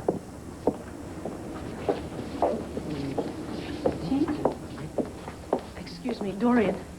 Hi. I know you have a show to do, but could I talk to you for a minute? It's very important. Of course you can. Thank you. I believe you know my producer, Jim. Yes, I... Mrs. Buchanan, if you don't mind, I'd just like to say how sorry we are about what's happened to your daughter. Thank you. That's sort of why I wanted to talk to you, Dorian. Would you mind if I interrupted just for a minute? Of course. Well, go right ahead. I'll go see if I can't find the other kind of vet for next Tuesday's show, okay? Vicky, please. Thank you. Won't you sit down? Tell me what this is all about. Dorian, could you do me a big favor, please? Could you put me on your show today? Look, everything else that we have tried has failed. I want to try a direct appeal to the kidnapper to return Jessica. Please, it is my last chance. Vicky, I'll do anything that I can to help you. But given your emotional state, do you think it's a good idea for you to go on the air? Oh, Jessica, where is she? She said that we should just stay here, and then she'd come back and get us. She's been gone hours. How long does she expect me to stay in this room before somebody starts wondering where I am? I mean, she's acting as if she... Oh, you don't think she forgot about us, did she? Oh, Jessie, what am I gonna do? Honey, oh, baby. Oh, Tom, I'm so glad you're here. Oh, Maria, come in. Thanks. Oh, what is it? I went by the main house to see Clint and Vicky, but they're not home. Have they heard something about the baby? Oh, I wish they had. And I wish that I could be more comforting to them. Well, you can get Clint on the phone. He's down at the Banner waiting for a response to the column he wrote this morning for the morning edition. Well, that, along with what Vicky is doing, hopefully will bring the kidnapper out. Well, what is Vicky doing? Oh, she went to WVLE to make a personal appeal on Dorian Schill. Then I can pick up the tickets at the gate. Perfect. Thanks a lot. Bye. So you're really going to go to El Paso, huh? Doesn't matter what your mother or I thinks, huh? Tina, I'm going to find out if that land belonged to my pa or Asa Buchanan by the time this day is over. All right, I won't try to talk you out of it. Good. Yeah, it's clear you've made up your mind. You're going to go to El Paso no matter what your mother or I says. That's right. Yep. But you know what? I think last night was our lucky night. You know, I really think that last night was the night that we conceived our baby. And how can you tell? Honey, a woman knows these things. I can feel it. That's why. And besides, you see this book right here? Yes, ma'am. Yeah, well, see, it says right here. Okay, look. It says right here that I am at my peak fertility cycle. Yeah, it says that I am, fecund. Oh, do tell. Yeah, so I think that maybe, you know, we ought to take advantage of my, you know, fecundity. Like, and, well, you know, in case it didn't take last night or it might not take tomorrow night. Well, I'd like to take advantage of your fecundity too, Tina, but it's going to have to wait till I get back from El Paso. But it might be too late then. For what? For my fecundity, for my peak fertility cycle. Well, we're just going to have to wait till you peak again, girl. But, Cord, Whoop. Oh, all right, okay. All right, I'm not going to try to talk you out of it, but I don't know that Clint is going to be as understanding as I am. Tina, I've already talked to him about this, all right? He doesn't have a problem with it. In fact, he agreed with me. He thought I should go to El Paso and take care of things. Well, he's not going to stand in your way, no matter what his real feelings are. Look, I know how he feels about Jessica now, all right? But come on, he approves of this, Tina. I know he wants his family near him, and I'll be there. What, so he doesn't want his only son near him, too? Tina, I told him that if there's anything he needs, he just calls and I'll be there. It'll be no problem. He understands. Why can't you? Wait, because I know something that Clint doesn't. Like maybe Vicky expressed to me her deepest fears about this whole thing. Now, if you don't believe me, then ask Vicky if she told me. What did she say? She said that she's afraid that somebody is deliberately trying to make it look like Nicky Smith took the baby. Now, Clint never mentioned any of this to me. No, Vicky's scared. She only confided that in me. Well, if she's right, whoever took the baby could be out to hurt Vicky, too. No wonder she's so scared. Oh, my gosh, I never thought of that. Well, Cord, now you can't possibly go. Dorian, Clint has done everything he possibly can do to help find Jessica. He's written columns for the paper. He's called the authorities I don't know how many times. And it's all been for nothing. And I just can't let him go on doing it all by himself. It's time I did something now. Vicky, I understand. Cassie was stolen from me once, and I would have moved heaven and earth to get her back if I could have. But, you see, going before the camera, it could cause much more pain than it's worth for what you would accomplish. I would cut my heart out if I could get my baby back, Dorian. Look, I have to try to reach the kidnapper. I have to try at any rate. You see, there's been no ransom demand, so I can only assume that whoever took Jessica is some very miserable, lonely person who desperately wanted a child. And maybe if I can get her to feel what it's like to lose a child. I honestly don't know what else to do. You're the only one I can turn to now, please. Vicky, I will do anything that I can to help you. Will you let me go on your show? Of course I will. Thank you. Thank you so much. Not at all. Thank you. So my other daughters. Jim! Audrey! Of course, if you get Jim up front, I'll go. We wouldn't be able to work it up into script form, and there won't be anything on the teleprompter for you. It's all right. I don't know what I'm going to say until I actually say it. I'm sure whatever you do, it'll be wonderful. Will you excuse me for just a few minutes? Jim! Jimmy, I need you.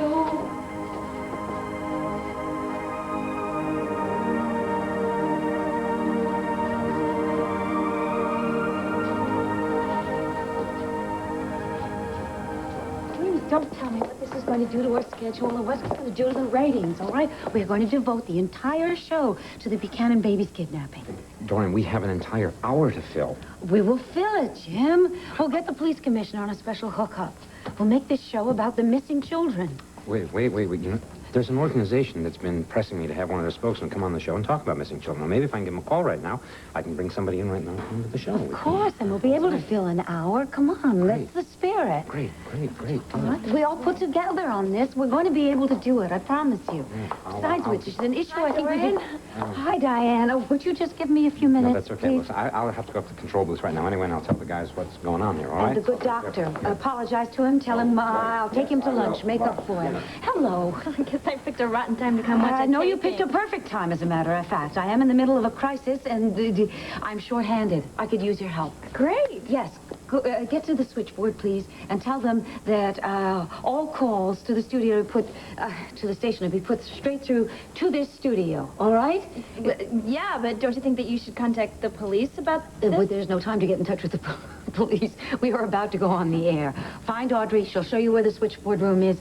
Get cracking. All right? Okay. Thank you very much. Sydney, please, would you lower the boom? Jim, how are we doing up there? How do you think we're doing? We're in a panic. Business as usual. Can we do it? We'll find out soon enough. 4 minutes to air. Thank you. Oh, Dorian, what about a telephone number or someplace that people can call if they do know? I've already taken care of it. The calls are going to come directly on the floor to the studio. We're going to be flashing a telephone number right on the screen for people to call. Come on. Thank you. You think of everything, don't you? I'm trying. What if I break down? What if I can't go on? You're not going to do that. You're not. I'm sure of it. Come on.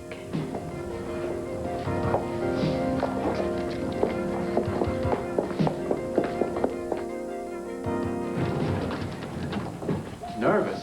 Why should I be nervous? I mean, everything's cool. Yeah, I'm a little nervous. For the longest time, I kept thinking it'd be like a dream, you know? I'd go to sleep, I'd wake up, and then it would be all over, like it never happened. I wish the same thing, Dan. And don't worry, we're going to get through this thing together. Just think of all the times I disappointed you, and now I'm facing a murder trial. A murder which you did not commit. I know that. And the jury's going to know that. What's the matter? You doubt your old man's word? It's not that. I'd feel a little more confident if I knew Allison was on my side, too. I thought she was. What? Something happened to change that? Dad, I don't know what happened. Dr. Wollick to administration. Don't worry about that. What happened with Allison? I wish I knew. I haven't seen her since the day before yesterday, and every time I try and call, either she's not there or the phone's busy. Dan, she's got to be there. This is important. She's got to be... She's your most important witness. She knows that. She's gonna be there. I mean, she's the only one who can prove my whereabouts before Susan Bates was killed. So what the hell's she pulling? Dad, I mean, it can't be that serious. I mean, maybe she's busy or something. Busy? She hasn't been arrested. Dan, this is too important to just take a chance. Now, she's got to be in that courtroom tomorrow. She will be, I think. That's no good, and you know it, Danny. This is your life we're talking about. You're right. I'm gonna try at her room. There's got to be some reason why she's not returning my calls. All right, you call. Use the phone here. Okay. Let me know what happened. I will. Oh, Jessie, I know you're hungry. Oh, but I don't have anything to feed you. We're almost out of formula. Oh, God, what am I gonna do? Sweetness. Sooner I can come back here and help out Clint and Vicky. Yeah, well, who've they got here to depend on then? What about you? I mean, you're Vicky's sister, aren't you? Yeah. Yeah, I'm her sister, but what if Vicky's right? And what if this kidnapper is going to hurt Vicky or Clint or those two sweet, innocent little boys, huh? I mean, I can't take care of them. Who's going to defend them? You could. Tina, then we're talking about some kind of psychopath, and then the cops are going to have to handle it because that's what they do. But you'd call it a bunch of strangers? They're experts, Tina. I'm sure Clint would agree with that, too. Look, now, Clint wants me to go to Texas to take care of this. You know, it just doesn't make any sense to me. I mean, why he wouldn't want his only son to be there in his hour of need. Look, sit down for a minute. I didn't want to tell you this before because I didn't want to worry you, but maybe there's something you should know about. Know what? Well, look, I was talking to Clint earlier and going through some of the ideas I had about why Asa would want to will me that property. Clint suggested that it could be because it was some kind of payoff. A payoff? Mm-hmm. That's quite an accusation, honey. Does Clint have any ideas to who Asa might be paying off? Yeah, well, believe it or not, at first he thought it was my ma. You don't say. Yeah, I told him he was crazy. I said, that's not the way my ma operates. She hates Asa so much she wouldn't take a dime from that man, whatever the reason was. Oh, you're right, honey. I agree with you. She never would. And I think Clint is all wrong. You know, Asa Buchanan is just too powerful of a man. I mean, why would he be paying off somebody to give you some land? Right, you know? that's what we couldn't figure out. That is why I need to go to El Paso, all right? Come on, honey, wait. Tina, please, I need to do all my packing before the show comes on now. What show? View on Landview. Vicky's gonna make that appeal to try to find Jessica. Oh, honey, Vicky isn't the only desperate person around here. Just hold me, okay? What is it now? Honey, What? honey, listen to me now. If you're not going to do this for Clint, or you're not going to do it for Vicky, honey, please do this for me. Please don't leave me alone right now. View on Landview's on about now, isn't it? Tom, you didn't answer my question. Yeah, what question was that?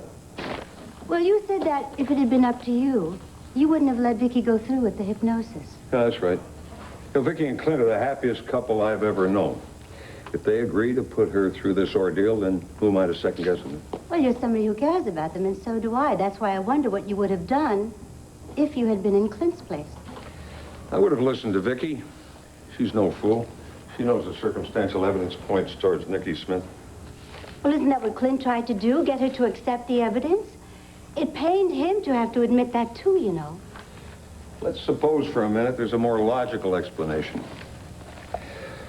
What if the kidnapper was smart enough to plant evidence to make it look like Nicky Smith was involved? Well... Yeah, well, that's as logical a theory as Clint's, isn't it? So I would pursue that area or any other area before I'd subject Vicky to this hypnosis business, all right? Yeah, yes, I can see that. Yeah. Well, we're talking hypothetically, so let's drop it and watch the television show. All of you that tuned in to see Dr. Gilbert will understand, as he did, why we have had to reschedule his show. Instead today, my show will be about a tragedy that has befallen our country, one of the worst in many, many years, and that is the plight of our missing children. I just hope she gets through this in one piece. We have all of us been touched by this tragedy of national proportions. In fact, right here in Landview, the child of Victoria and Clint Buchanan was kidnapped right from her home. And thus far, there had been no clues whatsoever to the whereabouts. I hate the thought of Vicky having to go through this alone. Well, you said Clint's at the office. Poor Vicky, I guess she's just going to have Victoria to. Buchanan has asked to come on the show today. She wants to appeal directly to you and ask for your help. Hell, I'm going down there.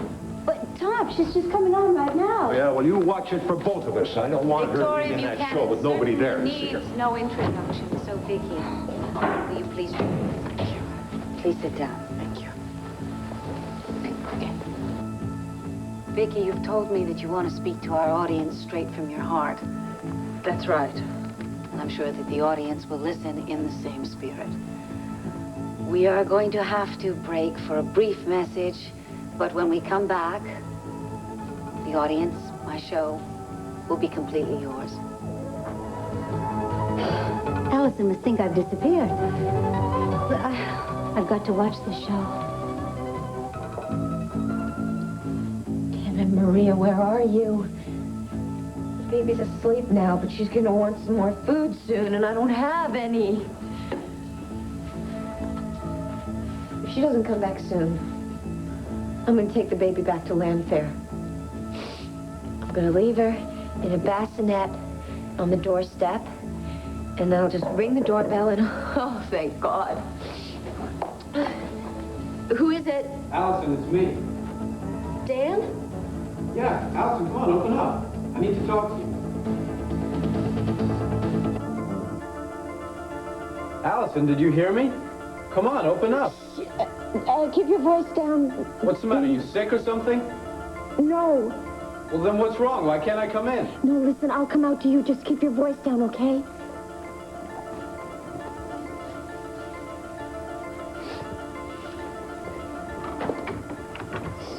What's going on in there? Nothing's going on.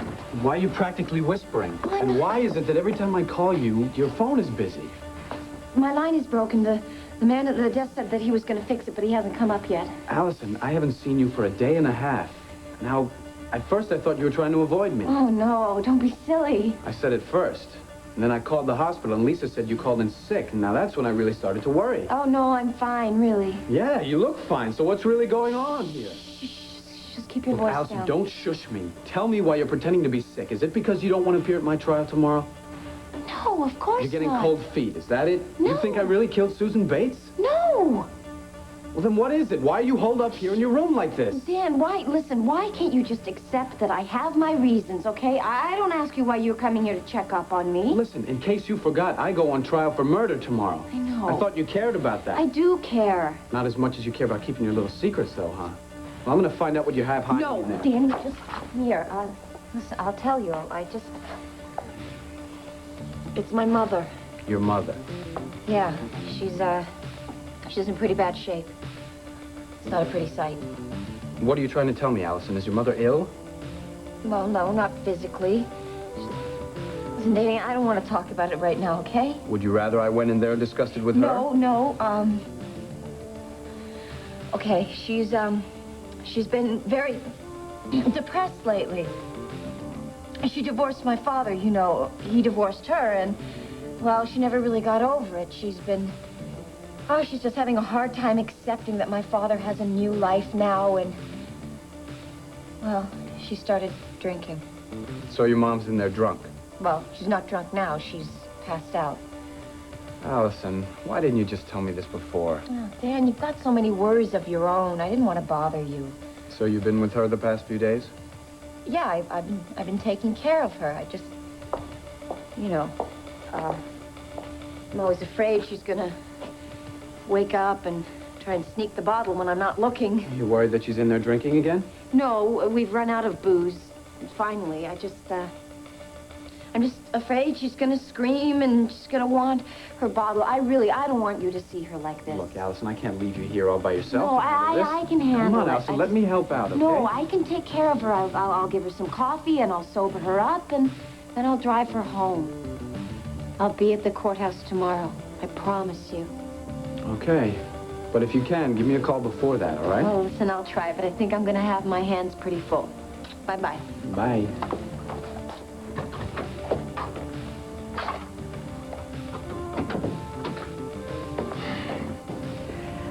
I have made any number of speeches in my life, and I've never really had any trouble with words.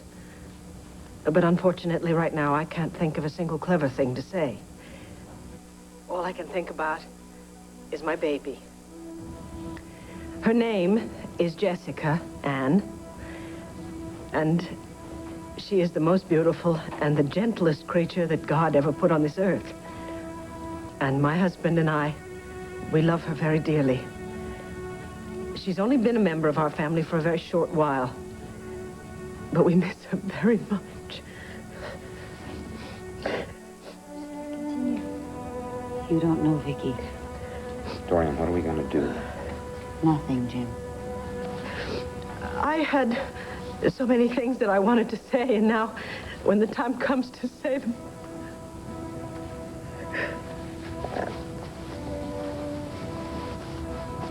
Jessica, my little one, if you can hear my voice, I love you, my angel. And you, whoever you are, the person who has my baby, if you can hear my voice, I have something I'd like to say to you. And it's not being said out of anger or rage, but rather it comes from someone who loves the child that you've taken as your own.